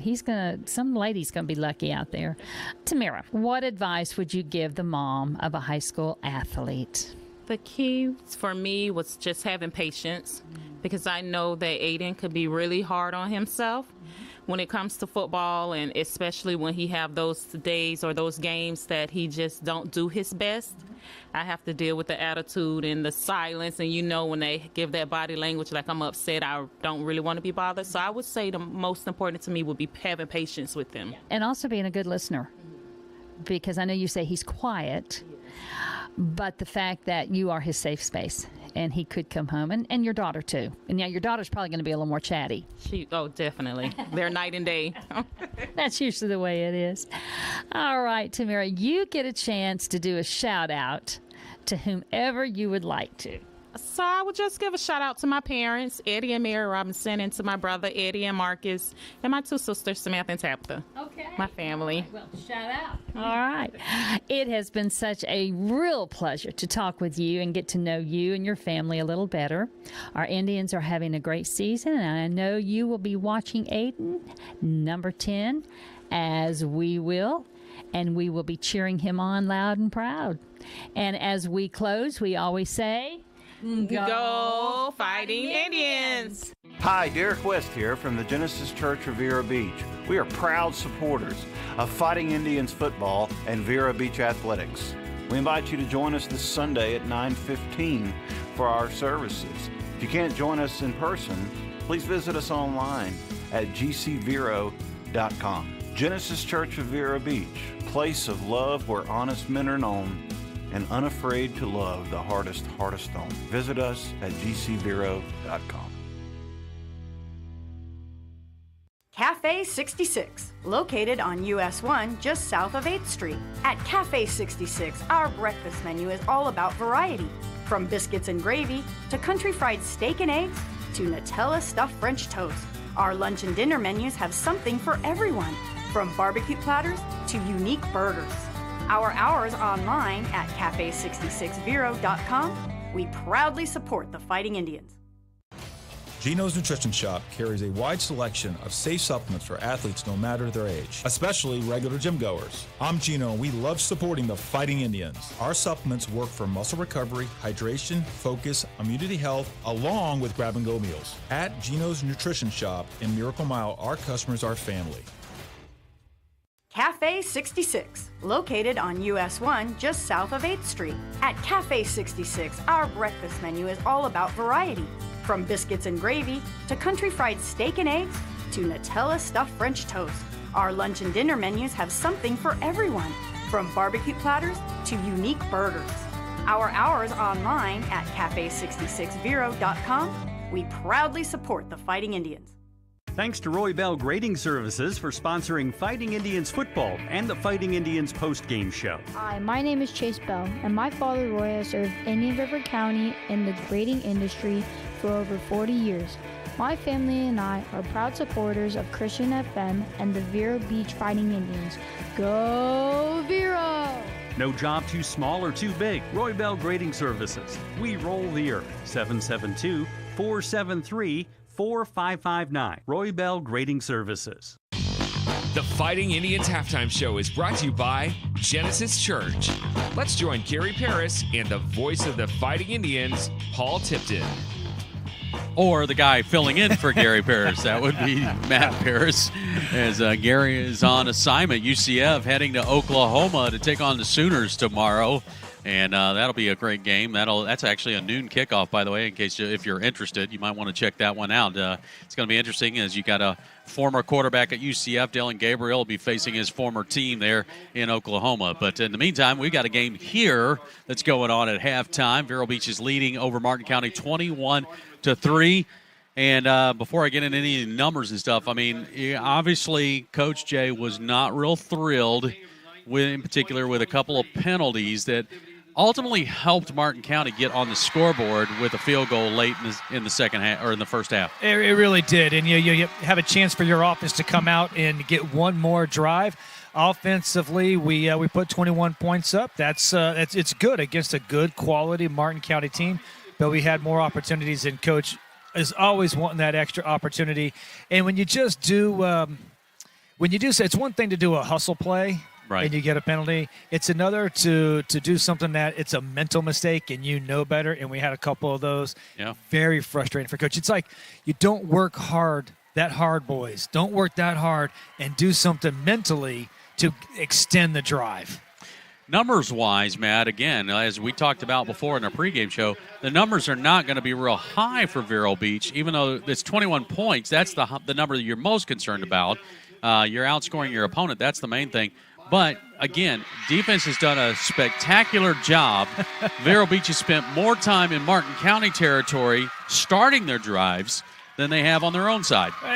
And you know what? We'll take it. Yeah. We love to have that problem. But, yeah, the numbers aren't going to be there because that defense has been stellar, whether it's stopping the run, whether it's the pass. I mean, I think the young man was 4 of 17 this first half in his passing. And you know what? That's not just – him having a bad night. That is like our defense doing a great job as far as the secondary. That's the defensive line putting pressure on the young man. Yeah. Our defense is playing like their heads are on fire right now. Yeah, so Tyler, on the other hand, for Vero Beach, and let's take a look at your Durfee's Heating and Cooling first half stats. Tyler, 9 of 17 for 98 yards, a touchdown, and an interception. But Jonathan Hill's been on the night. He's already had 41 yards rushing. You've got Isaiah Roberts, who's got the lone touchdown catch. You've got Osby with a run. Hill's been with the run. I mean, it's been a well-balanced machine, offensively speaking, for Vero Beach. It really has. And the only thing that's really stopping us are just some of our own penalties. We had some holding penalties. Once again, drive killers. And, and Coach tried to do a couple of formation stuff. They didn't pan out, but I'm sure he's going to try that again because we saw that when he came out with all that speed. We weren't able to produce anything with that, but just watch because those are big hitters for Vero. Absolutely. It is homecoming night here at the stadium, and you may have heard behind us some loud cheering and whatnot because they just announced the king and queen of the homecoming court. And so it's been a fun night here at the stadium on this brand new turf here tonight. It is the first homecoming festivities, so it's always fun here, especially when you are leading over your district opponent. That's always a good thing, too. We will get ready for the start of the second half here between Vero Beach and Martin County. Vero Beach leading at the half 21-3. Hi, JW from Barker Air Conditioning. These hot and humid days sure do take a toll on your air conditioning system. Barker Air Conditioning offers our ESA annual or semi-annual maintenance plans to keep things in good working order. Barker Air Conditioning, servicing Indian River County since 1959. Downtown Dipper Ice Cream Shop on 14th Avenue in Vero Beach. Downtown Dipper is a step back in time to an old school ice cream shop, serving 24 flavors of hand-scooped ice cream. A family-owned and operated ice cream shop. Open Tuesday through Sunday and closed on Mondays. Thanks to Downtown Dipper for supporting Christian FM and the Fighting Indians. The mission of the Fighting Indian is excellence, teamwork, and consistency. The same holds true for the McCall Agency, Inc., a local independent agency and broker and fourth-generation resident of Vero Beach. To learn more about their insurance products and risk management, Christian FM supporter Ron McCall can be reached at 772-473-6856, and their site is McCallAgencyInc.com. Proudly serving the Treasure Coast since 1956. The Fighting Indians halftime show is brought to you by Genesis Church. Let's join Gary Paris and the voice of the Fighting Indians, Paul Tipton. Welcome back. We're getting ready to start the second half of football here between Martin County and Vero Beach. Let's take a moment, go down to the sideline, check in with Derek West. All right, Derek, what Coach have to say in the locker room that you can actually share with us? Guys, you can always expect a quotable of quotables from Bill Mata when he talks to our team at halftime, and this week was no exception. He said, guys, their best offense has been our defensive penalties, and the cure for that is to make no more defensive penalties. And so that's pretty much sums up our defense. Fantastic job in the first half, particularly creating some turnovers and really making some pretty big one-on-one tackles. We talked about that being one of the keys to the ball game. We've done that really well so far. On offense, the message is, guys, sometimes we're getting behind the chains and we're getting kind of in situations and down in distance that kind of make us kind of have to convert some longer plays than we need to. So we really need to stay on schedule, on schedule, on schedule, on schedule. So, guys, do that. I think we're going to have a really good second half. I certainly hope so. Vero Beach is going to receive the kickoff to start this third quarter. Matt, looking at that first half of play by Vero Beach, what did you like about the Fighting Indians? Let's start with the offense first. Offense, I like that we're mixing it up, and obviously you got a stud like Jonathan Hillsman, and I love how Lenny's doing what he can to get him the ball, whether it's in the backfield or bringing him in, put him in a formation where he can get the ball on the outside, or just a pass right up the gut. And I know Jonathan's going to want that one back. Yeah. But I love that we were able to do that. And then I really like that formation we bring in. I think he calls it Cheetah, and you got all these guys that can just flat fly. And they can really push the secondary, and I want to see that maybe start producing. But then that's offensively. Defensively, my goodness, what do you say? I mean, at every level, you got the defensive front just playing lights out. You got the linebackers, whether they're coming from blitz or dropping in coverage, they're doing their job. The secondary, we got our cornerbacks just breaking things up.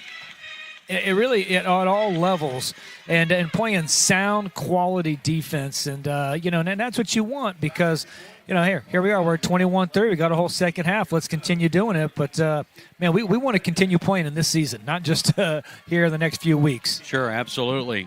Speaking of that, next week Vero Beach will face district rival Treasure Coast. Make sure you note this. This is a very important game note about this particular game. It will be played on Saturday night, not Friday night. Saturday night next week at 7 p.m. is the kickoff, and it will be on the road for Vero Beach. So we're down at South County Stadium there. That's right next to the Met Stadium. So if you're making plans to join us next week, it's going to be Saturday night game. Going to go with an onside kick, and Vero Beach was expecting it. Good hands by the Vero Beach Fighting Indians, and we'll have the ball starting from our own 45-yard line. Well, they've seen that. If you've watched any kind of film on Martin County, they love to do that. They did it last year to us. They got away with it. We've seen them do it throughout on film, and well played. And I think that was that Godwin for Vero over there, and goes up. And usually you go up and you receive the onside kick, and you just go to a knee. That young man said, no, I'm going to try to score this. Yeah, running backs want to return. That's what they're not going down. All right, first down and 10 for Vero Beach from their own 45. Handoff's going to go to Hillsman, and boy, got gobbled up. Tackle for a loss. Yeah, that was looked like a little bit of a delay and then he handed it off late, and it had nowhere to go. And big number 11 for that should be Martin County. Yeah, that's Shimko. Yeah. He's a high motor kid. Yeah. 2nd down and 11. Vero Beach will have their patented 4-receiver set, twins on either side.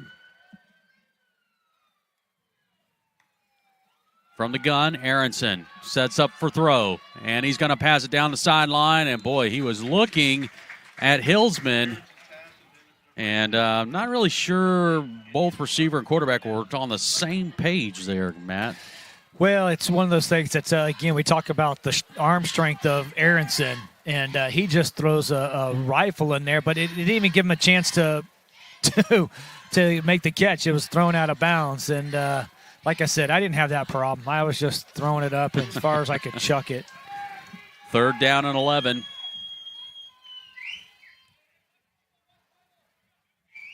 Quick look to the sideline. They may change this one up here. Going to fire, and Torres will catch it around the 49-yard line. So with a short pass like that, it leads you to believe, well, now here comes the punt team. I was almost going to say this was going to be 2-down territory, but now we see the punt unit out.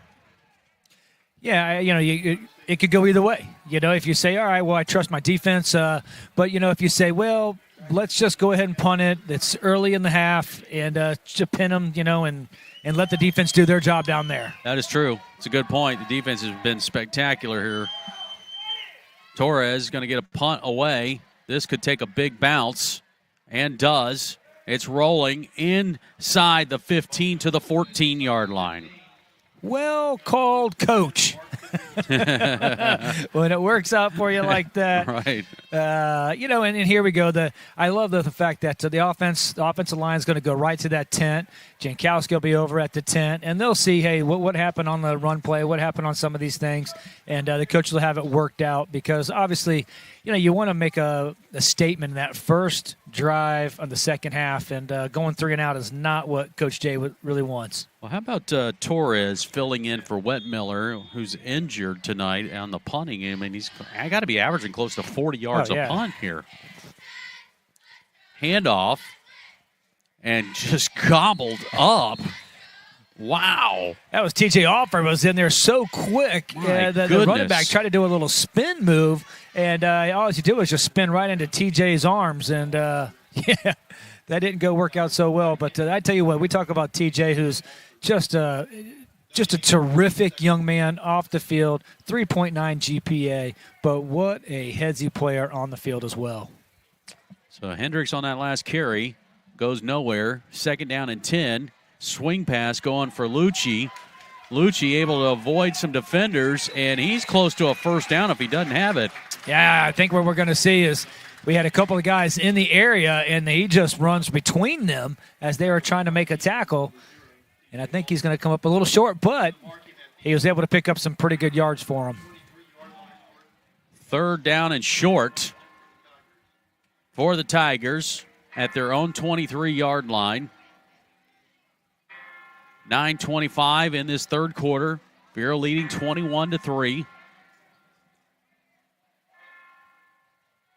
Tigers going to go with 2 receivers on either side.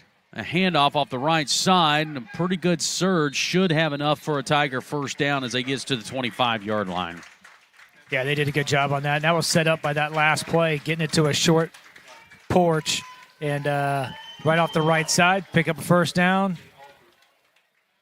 And that's what Martin County needed. They need to get first downs if they want to get back in this game. Totally. Yeah, we talk about getting a long one or whatever. But right now, they just need to put some string of first downs together. 1st down and 10. Williams looking to throw. Swing pass for Lucci, and it goes off his fingertips. Incomplete.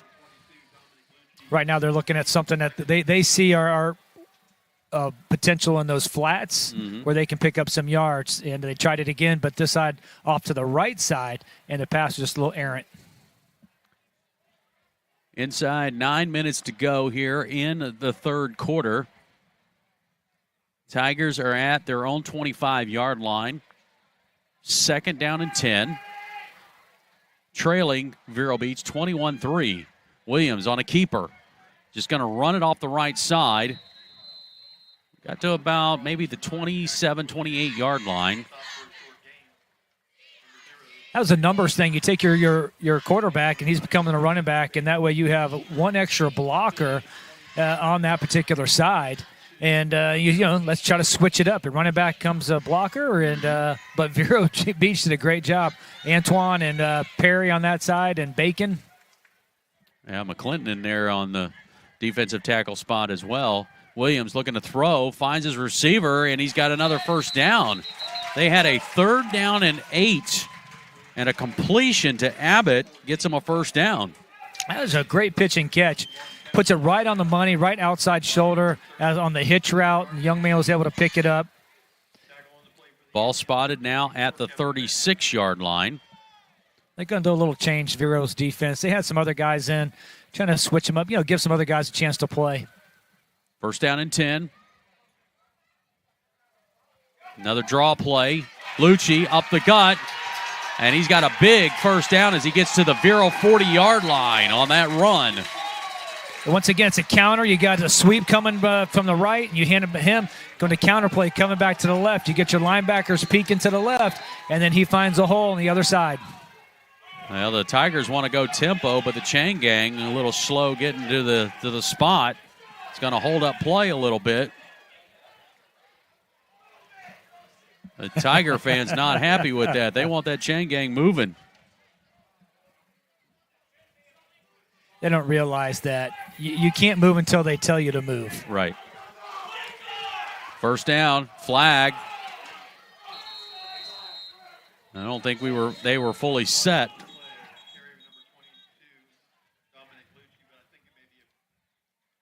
Well, it's going to be on one of the Martin County coaches. He's walking off right now. And he was saying something that the ref did not like, and they're kind of eyeballing him right now. I think the fans to the coaches were not happy with, after that big first down by Lucci, how long it took to get everything set because they wanted to go tempo. And I believe that's why there was the penalty against one of the assistant coaches for Martin County, as he was voicing his displeasure off of that. Yes, he was. To say the least. Oh, man. Whatever he said to them, you can talk to the ref. You can say a lot to them, but whatever he said, you can't say. So that will put the ball back to the Tiger side of the 50 at the 45-yard line, where it's now a 1st and 25. Another draw play. Lucci off the left side. He's got a lane. Xbox trying to make a tackle, and Lucci will get to the 25-yard line, but there is a flag. They're going to get a holding call because Rivers, our linebacker, was gobbled up, being held by number, I believe it was 56 for Martin County. And it's probably going to take him. He had some pretty good yards when he was actually, it's going to just be a loss of a few yards from where they were in the line of scrimmage. But he definitely had him, and he had him wrapped around. Pretty easy play to call. Never ceases to amaze when one person thinks there's a hold and the other one doesn't. It all depends on which team you're rooting for. That's right. And it was what play was it, Paul? It was the draw. It was a draw, and it's been effective for Martin County. But this holding penalty is going to negate another big run by the Tigers. And the ball now to 43-yard line, where it'll be 1st and 28. And then they'll swing pass to Lucci, and here comes Tutu Griffin. Wow. And, of course, with a hit like that, you got one sideline that's cheering on, the other sideline looking for a penalty. Oh, and now there's a flag. And there is a flag. That was the latest flag I have ever seen in my life, where the white cap came all the way over. Oh, for taunting. Might be a dead ball foul. We're going to see what's going on. Oh, they're going to call it helmet to helmet. Lenny Jankowski is, you talk about being beside yourself. You're like, the young man makes a great play. He comes up. Yeah, there was there might have been a little helmet to helmet contact. It's close. Definitely close. And, I mean, we're looking at a replay in slow motion. So, I mean, in real time, that's probably, going to get you a flag most times, especially at this level. Yeah, it is, and you can see where he launched himself, and if it was at the next level, they would review it and maybe say, right. Okay, that's right. Yeah. But you can't do that here. No, you can't review it. There's no ejection on that unless they feel it was completely flagrant.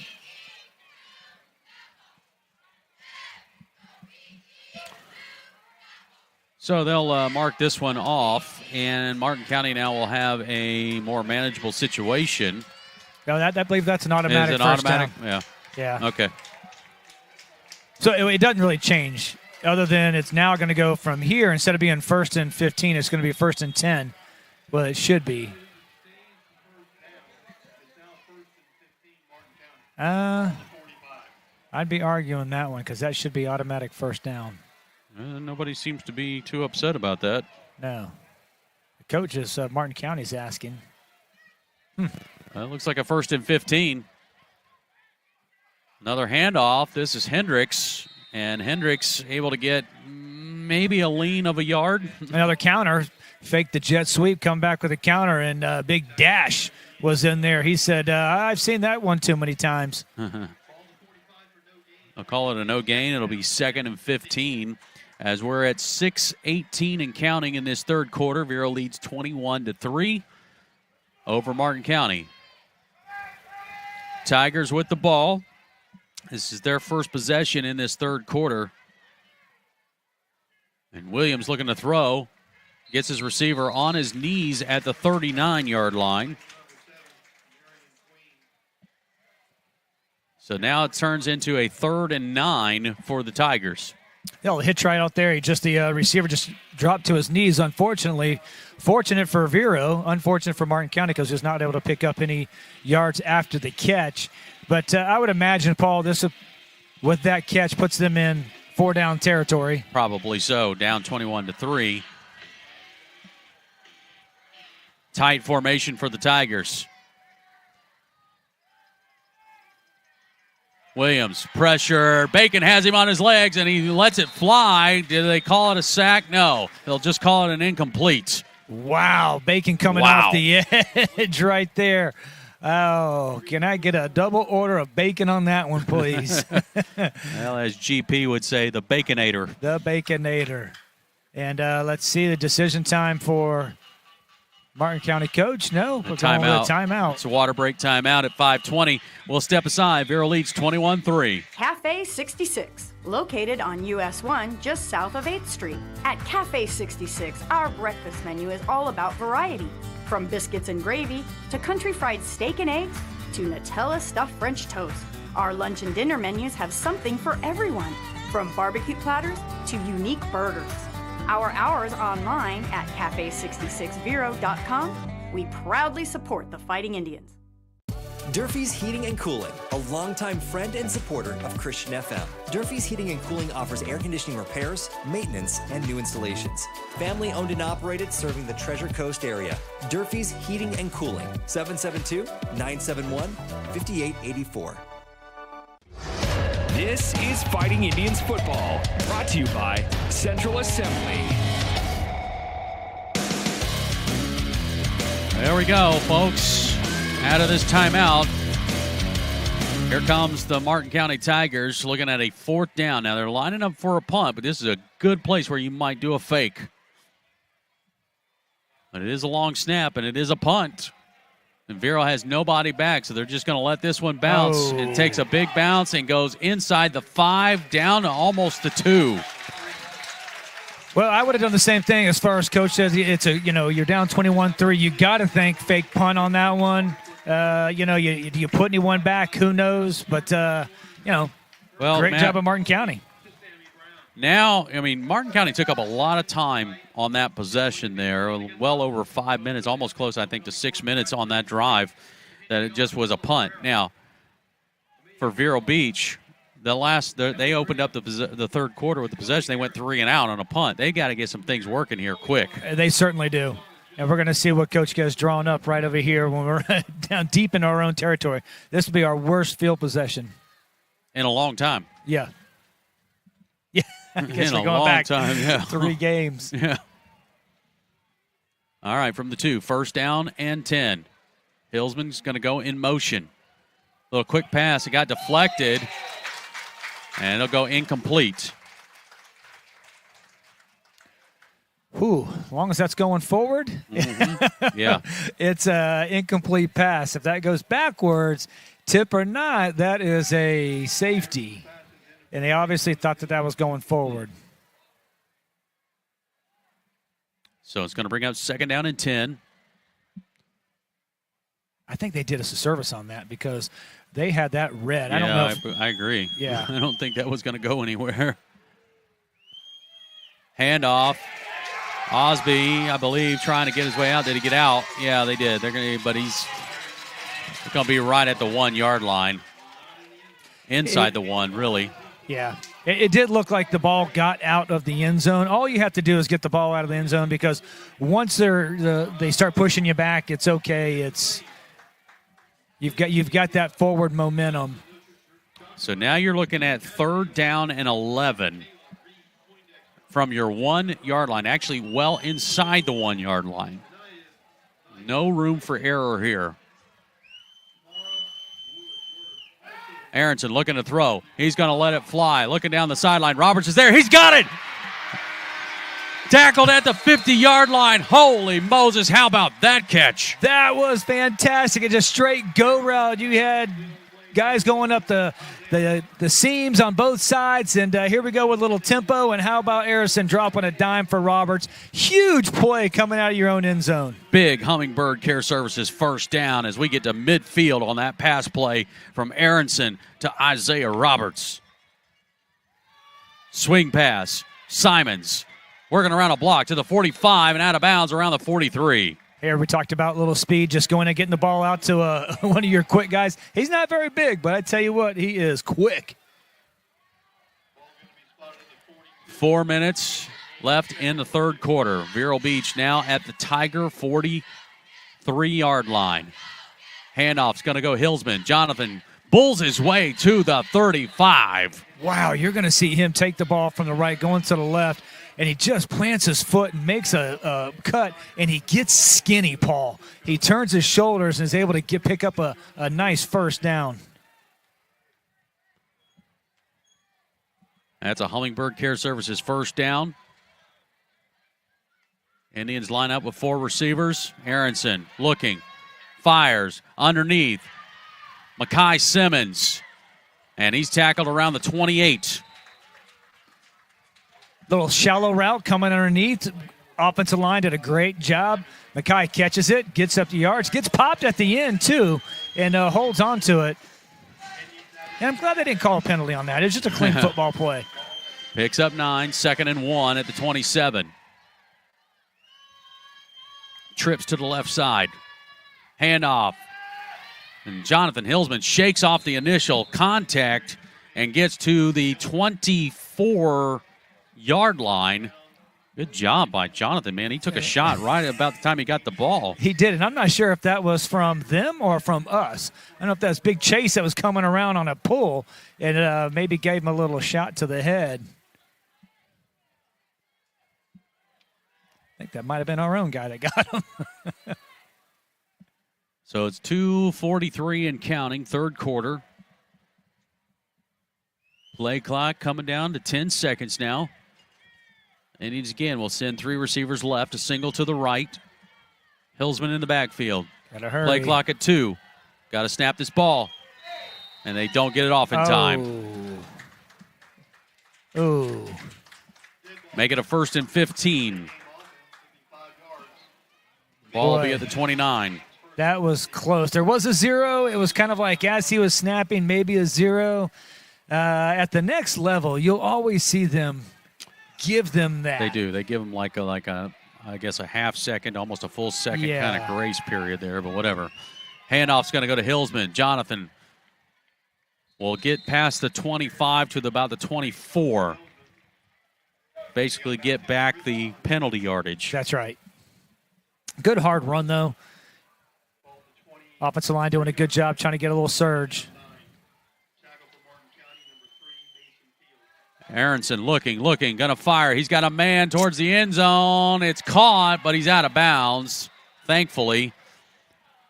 Oh, that's another great catch. Yeah, it was. Good catch by Martin County, and that's actually, again, that's number 2 for them. That is Chapman, who caught the interception earlier. He did. Yeah, luckily that ball was thrown out of bounds. May want to think about him on the offensive side. Yeah. So it's going to be 3rd and 9 for Vero Beach. This is 2-down territory for Coach Jankowski. Oh, there's no doubt. And you really, just for the sake of you coming out of your own end zone, be nice to get some points on this drive. On 3rd and 9, Roberts in motion. Pressure coming, trying to set up a screen, and boy, Aronson could not get it to Hillsman. But there was good pressure by Martin County. I think even if Hillsman catches that ball, he was going to have a defender right in his face. Oh, okay. Yeah. I'll go with you. Yeah, I don't know. Well, he was close. We'll have to see. It looked like he had some room. It looked like he... I'm not saying the defender would have tackled him. Saying he was close. Looked like there was some room if he... but again, great job of Martin County. You get the pressure up. How do you defend the screen? You don't let him get a clean pass off. 4th and 9.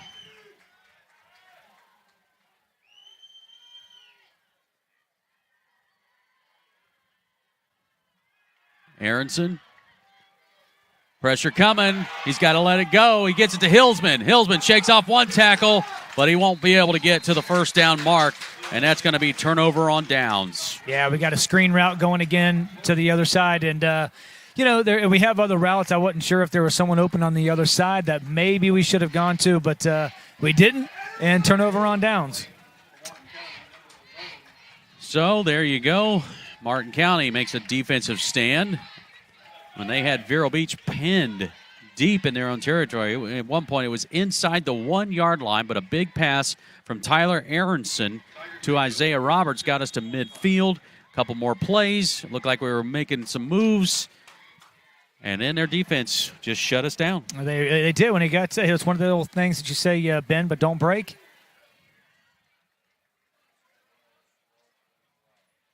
A 12-play drive by Vero Beach that basically all it did was just take a lot of time off the clock.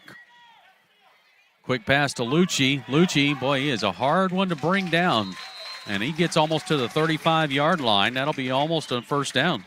Yeah, that little center screen with your running back, he just gets lost in the shuffle. You're getting good pressure. And you know what you do when you've got your quarterback's getting pressure? That's what you do. You throw some screens because they're not paying attention. They're letting the guy slip right past them.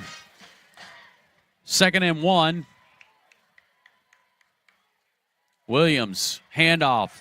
Lucci, left side, slices through, and we'll have a Tiger first down as he gets to the 45. A couple of nice plays by Martin County. Get Vero on their heels. Dominic Lucci, man, he's a determined runner.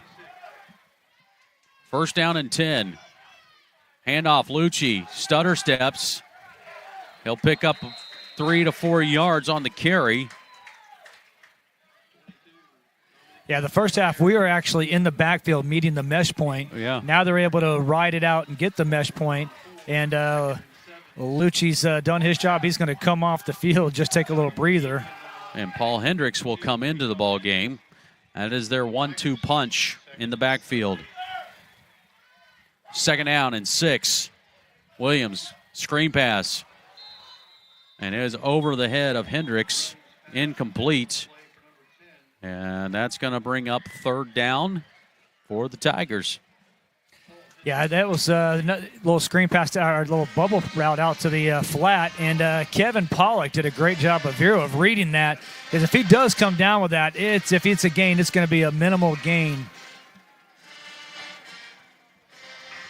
Tigers are at their own 49-yard line. It's a 3rd and 7. 4 receiver set, 2 on both sides. Hendricks in the backfield. Receiver in motion to the right side. Williams going to fire, looking for his receiver, and airmails it. It's the first time we've seen that play all night. Yeah. Running a slant route, and he had some space. There was some white jersey, but he just threw it a little too high. So it's 4th down. And it looks like coach is going to send the punt unit out. A little surprised. Yeah, you got 17 seconds to go. You're down 21-3. You're down 21-3. You're just seconds away from the start of the 4th quarter. Yeah. At some point, there's got to be a little bit of a hurry up. Snap is there. Punt is away. Got pressure. Wow, good punt. Banzoff going to call for the fair catch, and he's tackled. And there's the flag. Good job by Banzoff. Yeah, call Parker. a fair catch. You go up. You make the catch. Yeah, good job by Parker. Yeah. Yeah.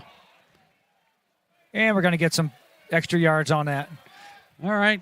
We talked about that. How important is that on that team to have someone back there that can just make the catch? That's huge. I mean, if that ball bounces, who knows? It could have been inside the 10. That's right. All right, so Vero Beach is going to get the ball at the 35. 1st down and 10 with 10 seconds remaining in this 3rd quarter. Well, we talked about getting a sustained drive. We had a good drive last series, but we just didn't finish it off. And this is what we talk about this. We haven't scored this half, and this is our 3rd possession. And usually Coach Jankowski starts getting antsy. On 1st down and 10 from the 35, Indians line up. Aronson steps up in the pocket, going to let it fly downfield, and he just overshoots everybody. Still 4 seconds remain, 3rd quarter. Yeah, and I'm not sure exactly what he saw or what he was thinking on the throw. Of course, it's easier to sit up here than when you're down there. He had room to run if he just takes off. But obviously he thought, I believe it was Jarvis that he was looking at, was possibly going to be over. Golly, what just an arm strength that he was throwing that, jumping in the air off his opposite foot. A jump pass. Yeah, and throws it 40 yards downfield. 2nd down and 10. Handoff. Hillsman stays on his feet, spins to about the 38-yard line, and that will do it for the 3rd quarter. Nobody scored in this 3rd quarter, so it's held serve. We go to the 4th quarter, leading 21-3. Cap's Pizza and Pub, a proud sponsor of the Fighting Indians and Christian FM, serving Vero for over 35 years. Cap's offers Italian cuisine, including pizza, strombolis, calzones, hot and cold subs, plus wings. A family-owned and operated business, John and his staff are happy to serve. Cap's Pizza and Pub, 725 27th Avenue Southwest, Vero Beach, 772-770-2277 or capspizzamenu.com. Hi, JW from Barker Air Conditioning. These hot and humid days sure do take a toll on your air conditioning system. Barker Air Conditioning offers our ESA annual or semi-annual maintenance plans to keep things in good working order. Barker Air Conditioning, servicing Indian River County since 1959. Here we are to start the 4th quarter. Paul Tipton, Matt Paris, Derek West here tonight. Another district rival, Martin County, here tonight on homecoming night at the Citrus Bowl. Indians lead 21-3 here to start this 4th quarter. The Tigers are looking to see if they can hold the Indians here, who will be looking at a 3rd down and 6.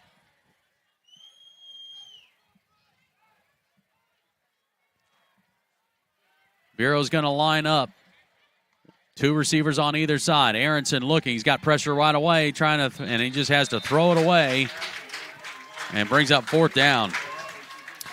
Yeah, they were trying to do a screen out to the outside. Not necessarily a screen for the running back, but what we call a solid coming out to the right side. But way too much pressure. The defense was just on him so quick that he had to try to get rid of it.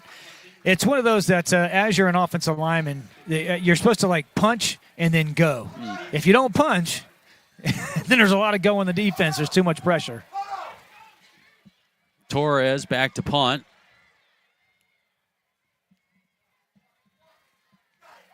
Gets it away. Boy, he had some pressure there.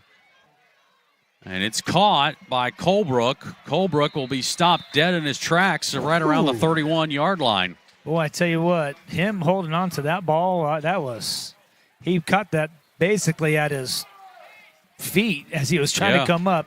And great job by him of trying to hold on to it, actually holding on to it. So the score, 21-3. We're just starting the fourth quarter. And the Tigers will get the ball. This will be their third time in this second half to have the offensive possession. They're going to spot this at the 32-yard line of the Tigers. It'll be first down and 10. Next week, Vero Beach will face Treasure Coast. That is a Saturday night game down in Port St. Lucie at South County Stadium. Kickoff at 7 p.m. Williams looking to throw on first down. Finds Colebrook, and Colebrook out of bounds around the 40. Yeah, that's an out by your inside receiver, and you got a linebacker. It's a long run for the linebacker to try to get out there. And that's Kevin Pollock, and he does a good job, but good pitch and catch. And they'll give it to him up to the 41-yard line. And it's a nice gain of 9. Make it second down and 1 for the Tigers.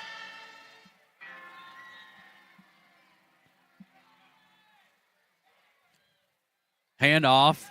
Lucci.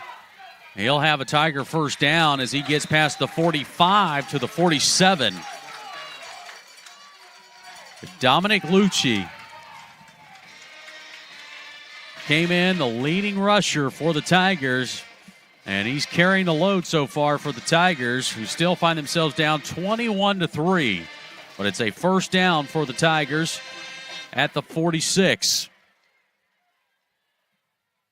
Williams looking to throw. Now he's pressed out of the pocket, and he's going to be met by Alford and also Ja'Shawn Hendricks. Yeah, that's a great job by T.J. Alford to just to close the gap, because the young man, hey, that's a tough quarterback, right? You know, he got hit, but didn't go down right away and was actually able to pick up a few more yards.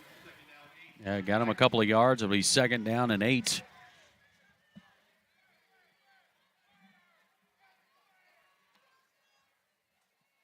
Handoff, Lucci, and he is hit at the line of scrimmage, actually behind the line of scrimmage, and I think he got to lean towards the line of scrimmage for a no gain. Yeah, Matthew Bacon slid in there and was able to make the stop. And we got looks like we got a Tiger down. One of the Tigers down right now, one of the linemen. He's up on his feet, but he'll have to come out. He's kind of holding that shoulder area. You always like to see a young man get up and come off. Oh, yeah. But he's definitely holding the shoulder area. So it's third down and 8 for the Tigers. Can the Indian defense put a stop here, maybe force a punt? They have so far in this third quarter. Martin County went with a long drive before punting. Next time it was 5 plays before a punt. So let's see what they do on this trip. Yeah, and they're going to have to call We'll have timeout. to call timeout before we'll find the answer on that. We'll come back. It's 21-3, Vero Beach on top. Cafe 66, located on US 1 just south of 8th Street. At Cafe 66, our breakfast menu is all about variety. From biscuits and gravy to country fried steak and eggs to Nutella stuffed French toast. Our lunch and dinner menus have something for everyone, from barbecue platters to unique burgers. Our hours online at cafe66vero.com. We proudly support the Fighting Indians. Smart, stylish, fly, these are the words of Dapper. Joey's Downtown Dapper, a barbershop that provides more than haircuts. They provide a fun experience with a local flavor. Owner Joey Lucchini is a lifelong resident of Vero Beach, loves supporting local charities, youth sports, and Fighting Indians football. Joey's Downtown Dapper, 2005 14th Avenue, downtown Vero Beach, a supporter of Christian FM. Third down. Williams looking to throw. Swing pass going to go to Colebrook. Colebrook only able to get, I think, back into the line of scrimmage. It'll be basically a no gain, and it's going to be fourth down. Yeah, we had Rocky just say he doesn't like that screen or that bubble to the short side of the field. That's our stat guy tonight, and that's what they did for a no gain. But when they do it, we like it, right? Yeah. Yeah, exactly. Yeah, we talked about it, Paul. Fourth down, they're going to go for it. Time to go for it now. You're down 21-3, the Tigers are, to Vero. And we're in the fourth quarter. Williams, he's going to fire, and wow, he's just way over the top of his intended receivers. There were two in that area, and he was over both of them. Yeah, it was either he was overthrowing the curl route or not even getting close to the wheel route. There was a curl wheel going on, and he overthrew both of them. All right, Matt, we were just talking in that last break here about how in this second half, Vero Beach really just has not looked effective offensively. I believe Rocky was telling me that Tyler right now is 14 of 25 for like 176 yards. I don't know if he's intending to throw the ball away or if he's just really missing his targets right now. It's hard to say. Yeah, right now he's trying to stretch the top of the defense, and we've had little success earlier, but we just haven't been able to connect right now. On first down, it's going to be a handoff. Osby off the left side, a lean for two. And that's actually a win for Martin County. I mean, you're holding us to 2 yards on the first down. It is and it isn't. I mean, Time-wise, but clock's going to keep ticking, yeah. I mean, if Vero can just kind of sustain the drive here, yeah. We got to get first downs. What we do? We only had that one drive where we had 2 first downs. Yeah. Other than that, we've had a punt and a turnover on downs and a punt. 2nd and 8.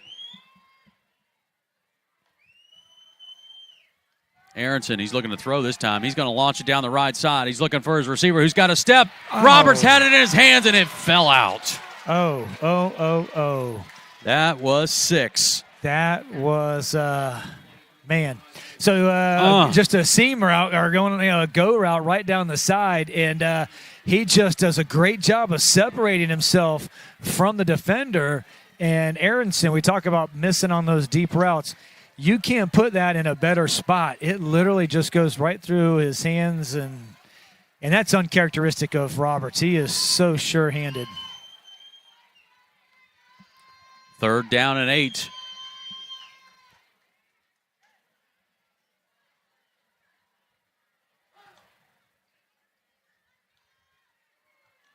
It's going to be a handoff. Osby gets past the 45 to the 44. It's 4th down. Yeah, we'll see what Coach does. Might go for it here. This may be the 4-down territory for Coach Jay.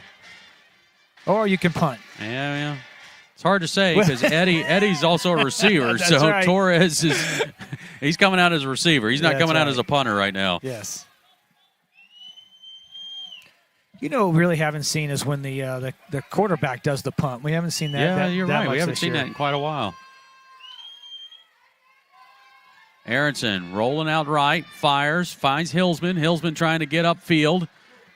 And good coverage by Martin County, and that's a turnover on downs. Yeah, well covered by Martin County. We just tried to do a little waggle where you look like you're going to the left. You peel back around as a quarterback, and your running back, he just comes into the flat, and you try to hit him, and it just took a little long, and we didn't get the blocks downfield. All right, turnover on downs. Vero Beach will give it back to Martin County. They'll start from their own 42-yard line. 8:42 to go, fourth quarter. Vero Beach leading 21-3. That has been the score since halftime. Martin County's field positions keep getting a little better. 15, 25, 32, 42. Yeah. delay or draw. Hendricks, and he gets to midfield. Good 7-8 yard pickup on the run. Yeah, just a delayed draw, and you let the lineman get upfield. You pick the hole, and now you got a one-on-one with a linebacker. 2nd and 2. Going a little tempo. Flag down. It doesn't matter. They're going to get it. Yeah. Vero Beach had too many men on the field. And that's going to be a first down. So what happened was you're substituting, and we have a Vero linebacker who was just jogging to get off, and then it was too late. They got him. So the penalty will give the Tigers a first down.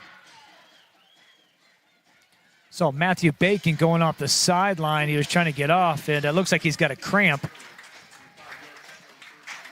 Well, it's been a while since he's played a full game. Yeah. So the penalty will give the Tigers a first down. Man, that would have been a fourth down too, Paul. Yeah, he certainly would. They were most likely going to go for it. But it's just one of those you're like, it's right. What Coach talked about. You work so hard, and then you lollygag getting off the field.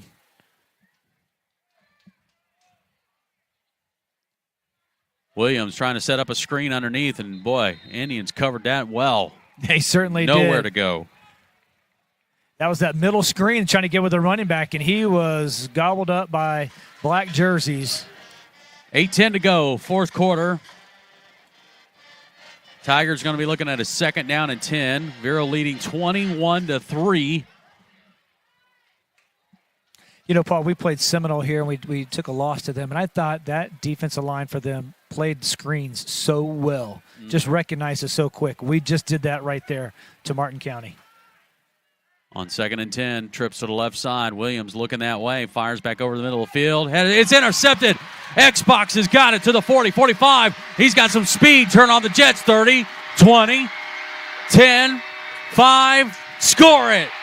Pick 6. Wow, what a great job by Xbox. Overthrown pass by Martin County, and Xbox is back safety. Picks it off, and how about the speed that you saw him run right past everybody and right through the gut and picks it up and takes a pick 6. About a 75-yard pick 6 by Elijah Anderson, and that is his 2nd interception on the season. And just like that, the Indians got a spark. They had a guy open, too. They did. Hall gets the snap, bands off with the hold, and Marson puts it through the uprights. Make it 28-3. Vero Beach in control late in the ball game. The Fighting Indians rely on teamwork, and so does Christian FM. One of those teammates is Scott Sporting Goods. Scott Sporting Goods features an array of sporting equipment, including clothes and shoes. They are also the ones that fit our Fighting Indians broadcast team with the Fighting Indians apparel. Located in downtown Vero Beach, 1407 20th Street. Their phone number is 778-0661. Thanks to Scott Sporting Goods. A family business for 25 years, Total Golf Cart supports the Fighting Indians and their fans. They're the authorized club cart dealer and love to assist buyers to find the golf cart that best meets their needs. They offer both new and used club cars. And Total Golf Cart also has a full service department at 1140 South US 1 in Vero Beach or at TotalGolfCart.com. This is Fighting Indians football on the Vero Nation Network. Brought to you by HBS Glass. Let's join Gary Paris and the voice of the Fighting Indians, Paul Tipton. Well, your defense can sometimes really provide a spark, and that's just what happened on a pick 6 by Elijah Anderson as Marson is going to kick the ball off, and I think it did touch the sideline there. Yep, it did. It's going to get a flag, so we'll see if they choose to take the yardage or have us re-kick that. But, wow, what a play. It was a pass by Williams from Martin County. He had an open receiver, but it went through his hands, and there's Elijah Anderson on the backside, and it went boom, right into his arms and boom, right to the end zone. He knew what to do. That is it. That's you're at 28-3. You got just under 8 minutes to go, Paul, and it's going to have to take them. There's no longer they're going to have the opportunity to just run the clock. You've got to start to score quickly now. All right, let's go down the sideline, check in with Derek. Guys, on that play where Elijah Anderson scores the touchdown, they come on a post pattern, kind of in the middle there, and just kind of overthrew it. And Elijah's in the right place, the right time, and he had nothing but green all the way home. First down, handoff, Lucci will get it to the 40-yard line, a nice 5-yard gain. I will say I am impressed with Dominic Lucci. He is a good player. I am too. He's got a low center of gravity. But he's strong. He's got big legs. You're not going to get him down usually on that first tackle. And he has really carried this team. 99 yards rushing on the night for Lucci. He gets a handoff, and we're going to have to take off a couple of yards there.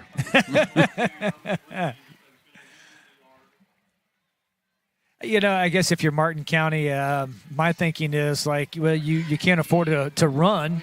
You've got to, save some clock, and they're going to come out and say, I guess that's our best chance. 7 minutes to go, Matt. I mean, I think you are essentially waving the white flag at this point if you're running plays like that. And for Martin County, you always want to win your district games, but they really, really need this from a ranking standpoint. Yeah. They're on the outside looking in. Pass. Wow, what a catch and a throw as the big tight end for Martin County. Zane, that's a new quarterback. They got a sophomore quarterback in, Paul. Oh, yeah. Zane Sunheim. Good-looking pass. This is a tight window. Yeah, it was. So a great play. It was a good catch by Baggett. Handoff to Lucci off the right side. Lucci will get past the 35-yard line. Right now, Vero's defense, you got a smattering of some starters, some second teams. They're rotating guys in and out. Coach Bethel, Coach Mata, Coach Rahal, switching, trying to get some guys some play time. So it's going to be 2nd down and 6 for the Tigers. Clock continues to tick here at 5:43 and counting. It's a 28-3 lead for Vero Beach. Sunheim going to keep it, run up the gut, and he'll be stopped. It was T.J. Alford on the initial hit on that one. Yeah. He might rethink that play for him. He may go, Coach, I need an alternate play, please. You know what? I'm going to have to, that was that Kevin Pollock maybe was on that tackle. Good to see Bacon back in on there as well. So 3rd down and 5 at the 33 of Vero Beach. Sunheim looking to throw. He's got his receiver there, and it was in his hands. Boy, he had a good step. That is Queen. That would have been a really, really good catch. Slant route. It was just out in front of him. He had to really extend out, and we had a Vero Beach defender on him. That would have been a fantastic catch. Queen O'Marion it was the target. It's incomplete. It's 4th down. And the Tigers going to line up 3 receivers and a tight end. 1 back in the backfield. Sunheim looking to throw. He's going for the back shoulder throw, and it's caught. Boy, you could make an argument, maybe a little offensive pass interference, but no flag. He did a great job. It was a flag route.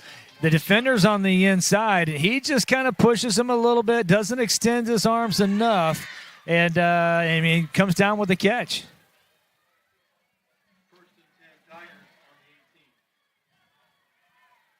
believe that was Huddleston on the catch. Matthew Bacon on the tackle. Yeah, Lucci again on the carry. Bacon on the tackle. So next week, Vero Beach will travel down to Port St. Lucie area to take on Treasure Coast in the final district matchup of the season. Game will be on Saturday night, 7 p.m. down in Port St. Lucie there at South County Stadium. Quick pass left side. Ooh, wow. What? Sunheim's got an arm on him, man. Tell you what, for a sophomore? Yeah. Pretty impressive. I mean, he's a tall young man. And not scared to sling it out there. Yeah, 6'1", 175 pounds. Yeah. 4:09. Clock is stopped on the incomplete. It's a 3rd down and 10 for the Tigers at the Vero 18. So far, defense has only given up 3 points tonight. Play action, and it's going to be a delayed handoff to Lucci. Lucci, I think, got right back to the line of scrimmage, and that's about it. That's that delayed handoff. Yeah. We actually, all right, we've seen that one, guys. Let's make the tackle. And they're just letting the clock go, Paul. It's 3:42. Yeah, that's the best thing to do. I mean, look, you got more games to play beyond this one. 3:35 to go and counting. 4th down. Sunheim looking to throw towards the end zone. Intercepted. That is Elijah Anderson down the sideline. Xbox trying to find a lane, and he'll just go out of bounds around the 26-yard line. How about Xbox? 2 interceptions tonight. Yeah, that was a sophomore quarterback right there. He just stared down where he was going to throw. And Elijah doing a great job as a safety, just going over. Looks like we got one of our Indian Vero players are down. That's Kevin Benjamin, I believe. Kevin's got a lot of play time tonight. He has. Came into this game with 2 tackles for a loss, and 3 passes deflected. Oh, he was up in the air. You can look at the replay. Up in the air, and his feet just came out from underneath him and landed on his shoulder and a little bit of his head. Yeah, he's up. Yep. They're walking him off. Good to see that. So Vero Beach has 3 minutes, and now here comes a late flag from the Martin County sideline. I'm not sure who they're. Nah, that's on a player. Looks like. I think it's on a coach. It's on a coach.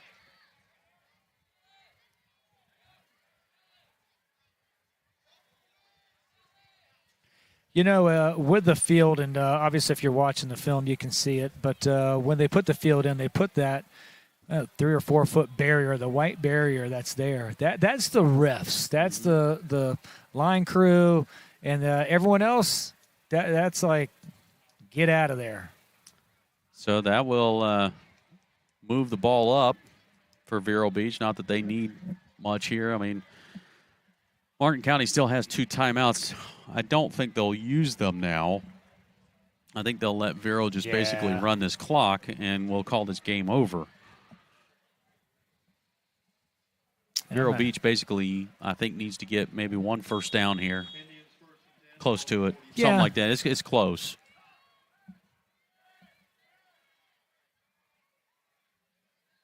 So at the 43-yard line, 1st down and 10. Handoff. Right side, Osby will get to the 45 of Martin County.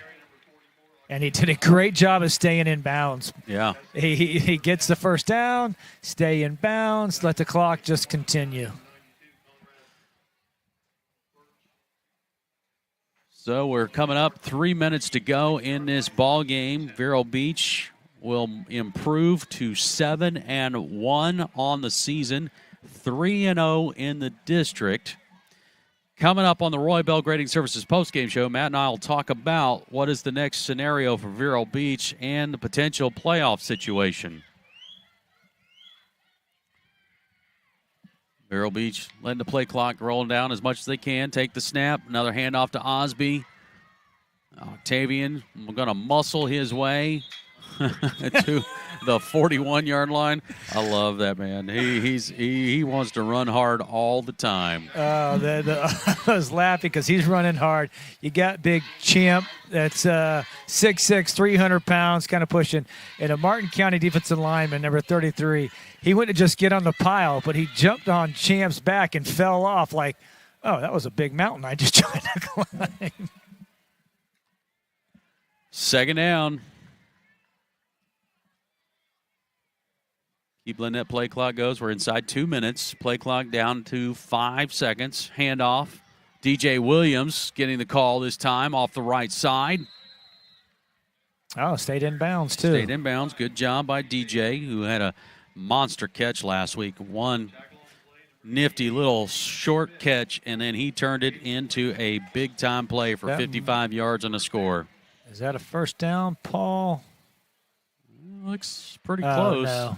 Yeah, it's second down. Third down, excuse me. That was a right foot, left foot. He puts on his left foot, it's a first down. 14 seconds on the play clock, down to 1:15 on the game clock. To inside 5 seconds. Aronson takes the snap. Hand off to Osby. Osby, he was going to turn. Now a late flag comes in. This is usually holding area. Yep. And it will be. Yeah, the unfortunate thing, too, is it stops the clock. It does. Well, it's going to come down to next week, Paul. It's it's yes, the district indeed. Championship. Us Indeed. in Treasure Coast. How many years have we had that? Treasure Coast plays tomorrow night against Centennial at South County Stadium. That's actually, it's kind of interesting because that's both of them. That's their home stadium. Yes. So I'm not even sure who's technically the home team there tomorrow, but not that it really matters. But most likely you will see Treasure Coast get that win. That's right. And we will both be vying for a district title next week. Aronson going to let it fly down the sideline, looking for Roberts, who did a fantastic job of trying to make the catch. Will be an incomplete, and it is 41 seconds to go. And that's going to be was that a fourth down? That was a fourth down. That was on fourth down. Yeah, that was fourth down. So it'll be turnover on downs. Or is this, this is fourth down. This is that fourth was down. that was a holding call. Yeah, you're right. Yep. But it stops the clock on the incomplete. I know. So, we got to get 11 yards here. 4th and 11. Try to get a first down. Aronson. Handoff. Oh, it looks like a face mask there. And here comes the flag. And that'll do it. That will definitely do it. Yeah.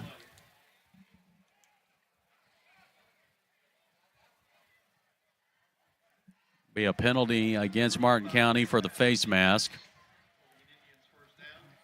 And that'll give Vero first down, and we can run out the last 36 seconds of this ball game. That's right. So, Matt, looking back at this, I mean, there were some interesting plays tonight. We'll have to figure out what's the play of the game, though.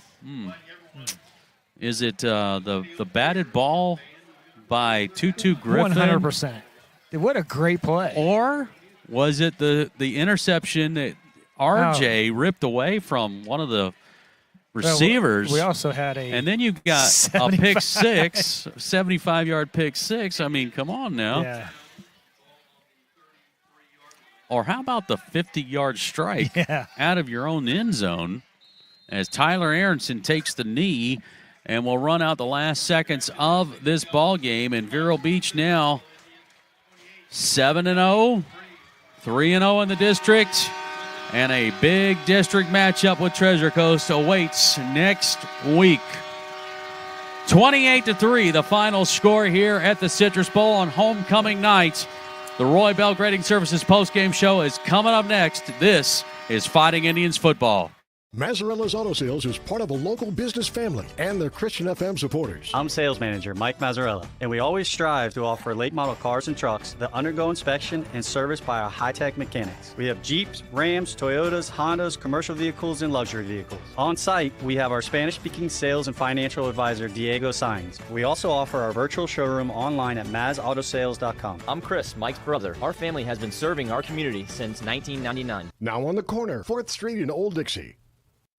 Hi, JW from Barker Air Conditioning. These hot and humid days sure do take a toll on your air conditioning system. Barker Air Conditioning offers our ESA annual or semi-annual maintenance plans to keep things in good working order. Barker Air Conditioning, servicing Indian River County since 1959.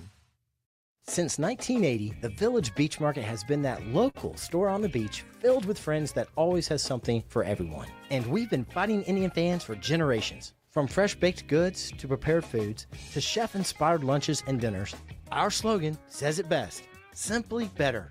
We're online at villagebeachmarket.com. And now a new location in Fort Pierce. Welcome to the Fighting Indians postgame show presented by Roy Bell Grading Services. Well, Vero Beach did what it was supposed to do. Win a ball game, 28-3 over Martin County. And now improves to 3-0 in the district, 7-1 overall, and will set the stage for a showdown with Treasure Coast next week for the district title. You know, when you have homecoming festivities, you know, you always kind of wonder, like, okay, can everybody keep their focus and stuff? And even Coach Jay alluded to it. He goes, look, our job, he says, everything revolves around this football game. Right. So it's really important that we do our job first and foremost. Yep. And they did. I mean, you know, look, there's a lot of things we could probably pick apart about this game. But in the end, you got to win. You won it comfortably. I mean, at times you kind of wondered, like, you know, what are we doing? We seem to kind of like be getting in our own way sometimes. But ultimately, we did what we were supposed to do, win a ball game. You did, and you never felt threatened. Really from the get-go, once we had the first touchdown, it was our defense just played dominant, lights out tonight. Even when our offense was struggling in the second half, we didn't even score a point. And actually, the other points we got was from Xbox on his pick six. Right. But you still never felt threatened. And I guess when you have a good defense, that's what happens. But going forward, especially into next week, it's obviously a much better opponent in Treasure Coast. I don't want to take anything away from Martin County. They're always a well-coached team. Yep. They knocked us off last year. This was definitely, we talked about it, circle this one. We want this one. Coaches wanted it. The players wanted this one. Tyler wanted this one because this is what knocked him out last year. Yep. It wasn't our best looking offensive game, but we got it done. We absolutely did it. We got it done. Easy for me to say. Yeah, we got her done, right? Yeah. Speaking of getting her done, Coach Teddy Floyd is standing by with Derek West down on the field, so let's send it down there. Guys, I really mean this. I'm standing down here with my friend Teddy Floyd, and Teddy at halftime, I said, give me something, Teddy, and you said we got to get back to basics. Well, it looked like we got back to basics tonight on defense. Yes, we did. First of all, I want to give honor to God and thank them. They have a good team, but it's just the fact that we were determined. And like you said earlier, we wanted to get back to the basics and do blocking, tackling, and get back to what Vero does, and that's it. We don't run around people, we run over people. Absolutely. I have us on tally. I have 4 interceptions. We had one with TJ Alford, had 2 with Xbox. And so talk about the opportunistic opportunities that we had tonight. Well, you know what, though, Coach Mata, we've been working all week long, Brian and all those guys, and, you know, we got air traffic control back there. And we've been talking about those short patterns, and, hey, here we are. 4 interceptions, and those guys came up big tonight. Big defensive backs were fantastic. Absolutely. Big ball game we have next week. What do we have to do to get ready for Treasure Coast? Same old. We go back to basics and get ready to play. You know it's going to be a hard-nosed ball, but we're going to do what we do. Well, thank you so much, Coach. All right. There was a little bit of a challenge there because the band doesn't normally play at the end, you know, but because it's homecoming and they didn't do a halftime show, they're actually going to be performing here tonight. So the guys were having to scramble to get off the field. So we always appreciate the time that the coaches give us to talk about that. But, yeah, I mean, it is. It's, you know, it's like, okay, we got this one behind us. Now it's time to go to work and get ready for Treasure Coast next week. As that's just a game that you got to bring your A game to. You certainly do, and it's because of their offense. I mean, they always have a good defense, don't get me wrong. I think Martin County lost to Treasure Coast 35-12, so they were actually able to put 12 points on the board against Treasure Coast. But it's that offense from Treasure Coast that really kills everything because it's just a pound and ground. It's the wing tee, and if they get into a groove and chew up the clock, you have to take advantage when you're on offense. Yeah. And if we do what we did tonight where we come out and stumble a little bit, that's going to put us behind. When we can get ahead of Treasure Coast, it's always better for us because it takes them out of what they like to do, which is just wing tee, run it, and just chew up some clock, chew up the ground, and get some points. Matt, let's go back to tonight's game against Martin County. And, you started talking about, Martin County is a good team. I'll tell you what I was most impressed with. I mean, these guys haven't played a game since late September. The end of September, they had 2 bye weeks. It wasn't by design. They had a cancellation, and they couldn't get that game filled. And so they had 2 weeks off before playing Vero. So maybe 3 weeks before you play a game again. And, to come out and play the way that they did right off the get-go was pretty impressive because usually you would think, oh, there's a lot of rust, whatnot. But, man, they seemed in rhythm right off the bat. Oh, I thought they did. I thought offensively, our defense was playing lights out. But I thought, they didn't come out and it wasn't sloppy. It wasn't a lot of penalties or anything like that. They actually were able to run that draw pretty good against us. Defensively, I thought they did a good job. But I really think if I look, the defense is probably their strength of their team. Mm-hmm. You've got some guys with some high motors on that defensive line. They did a good job. Linebackers, their front seven is where they are. Not as much as in the secondary. Not that they don't have athletes there, but it was a little bit. And I think that's why we kept thinking we could get over top. And we were over top. Yeah. We just couldn't catch it. Right. Or we were missing them. Yeah. Wow. Yeah. There will be some interesting comments in the film room tomorrow for sure. All right, let's head back down to the field. Check in with Derek West, who's got our Scott Sporting Good players of the game. D-Dub? Down here with Elijah Anderson. Elijah had to be nice to intercept that pass that was thrown really high and to intercept the ball and then look and say, wow, I've got green grass going. I mean, I play Madden a lot, so I'm a safety. I'm going to roll over top, pick it off, and I seen the open field, so I ran and scored. All right. Now, I got one question to ask you, though, my friend, is you had a second interception, and you had a lot of green grass that was going down there, and I noticed that you took a knee there. Was that because you were worn out? I mean, yeah, I was tired. I ain't going to lie, I was tired. We got a big ball game next week. What do you have to do to get ready for Treasure Coast on a Saturday night? Watch a lot of film. Absolutely. Well, I'll let you celebrate with your teammates, my friend. Xbox, have a good night, and look forward to seeing you next week, all right? Also down here, I guess we could call it offensive player of the game. We could call Eddie Torres. I know Eddie kind of looked at me with wide eyes going, why in the world? Well, here's why. You averaged over 40 yards a punt. You did what was asked of you. Talk about your play tonight, and I know it has to make you feel proud. Oh, it feels great, man. Getting this win tonight as a team feels great. Nothing else really to say. It feels great. I could ask you the difference between playing a wide receiver and punting the ball, but I'm not going to do that. What I'm going to ask you about is what do you have to do to get ready for a pretty big ball game, a kind of decisive ball game next week? The main thing is being focused. We got to be focused all practice throughout the whole week, and we just got to keep getting the energy every day and go out there and play ball.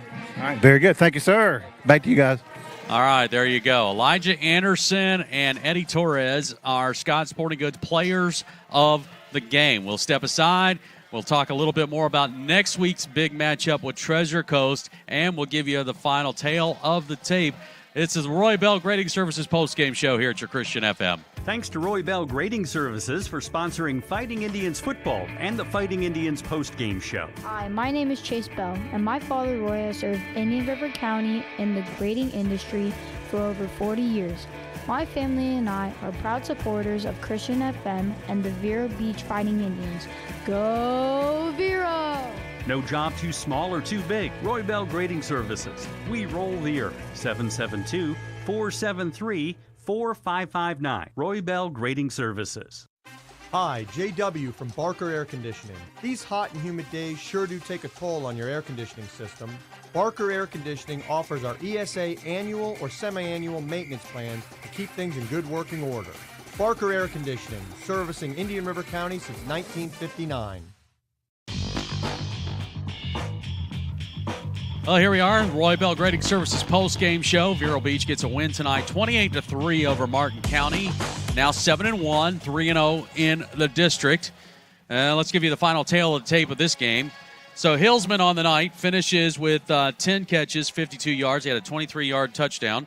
They carried the ball 10 times for 52 yards. Had 5 receptions for 46 yards. Aronson on the night, 15-28, 177 yards, a touchdown, and an interception.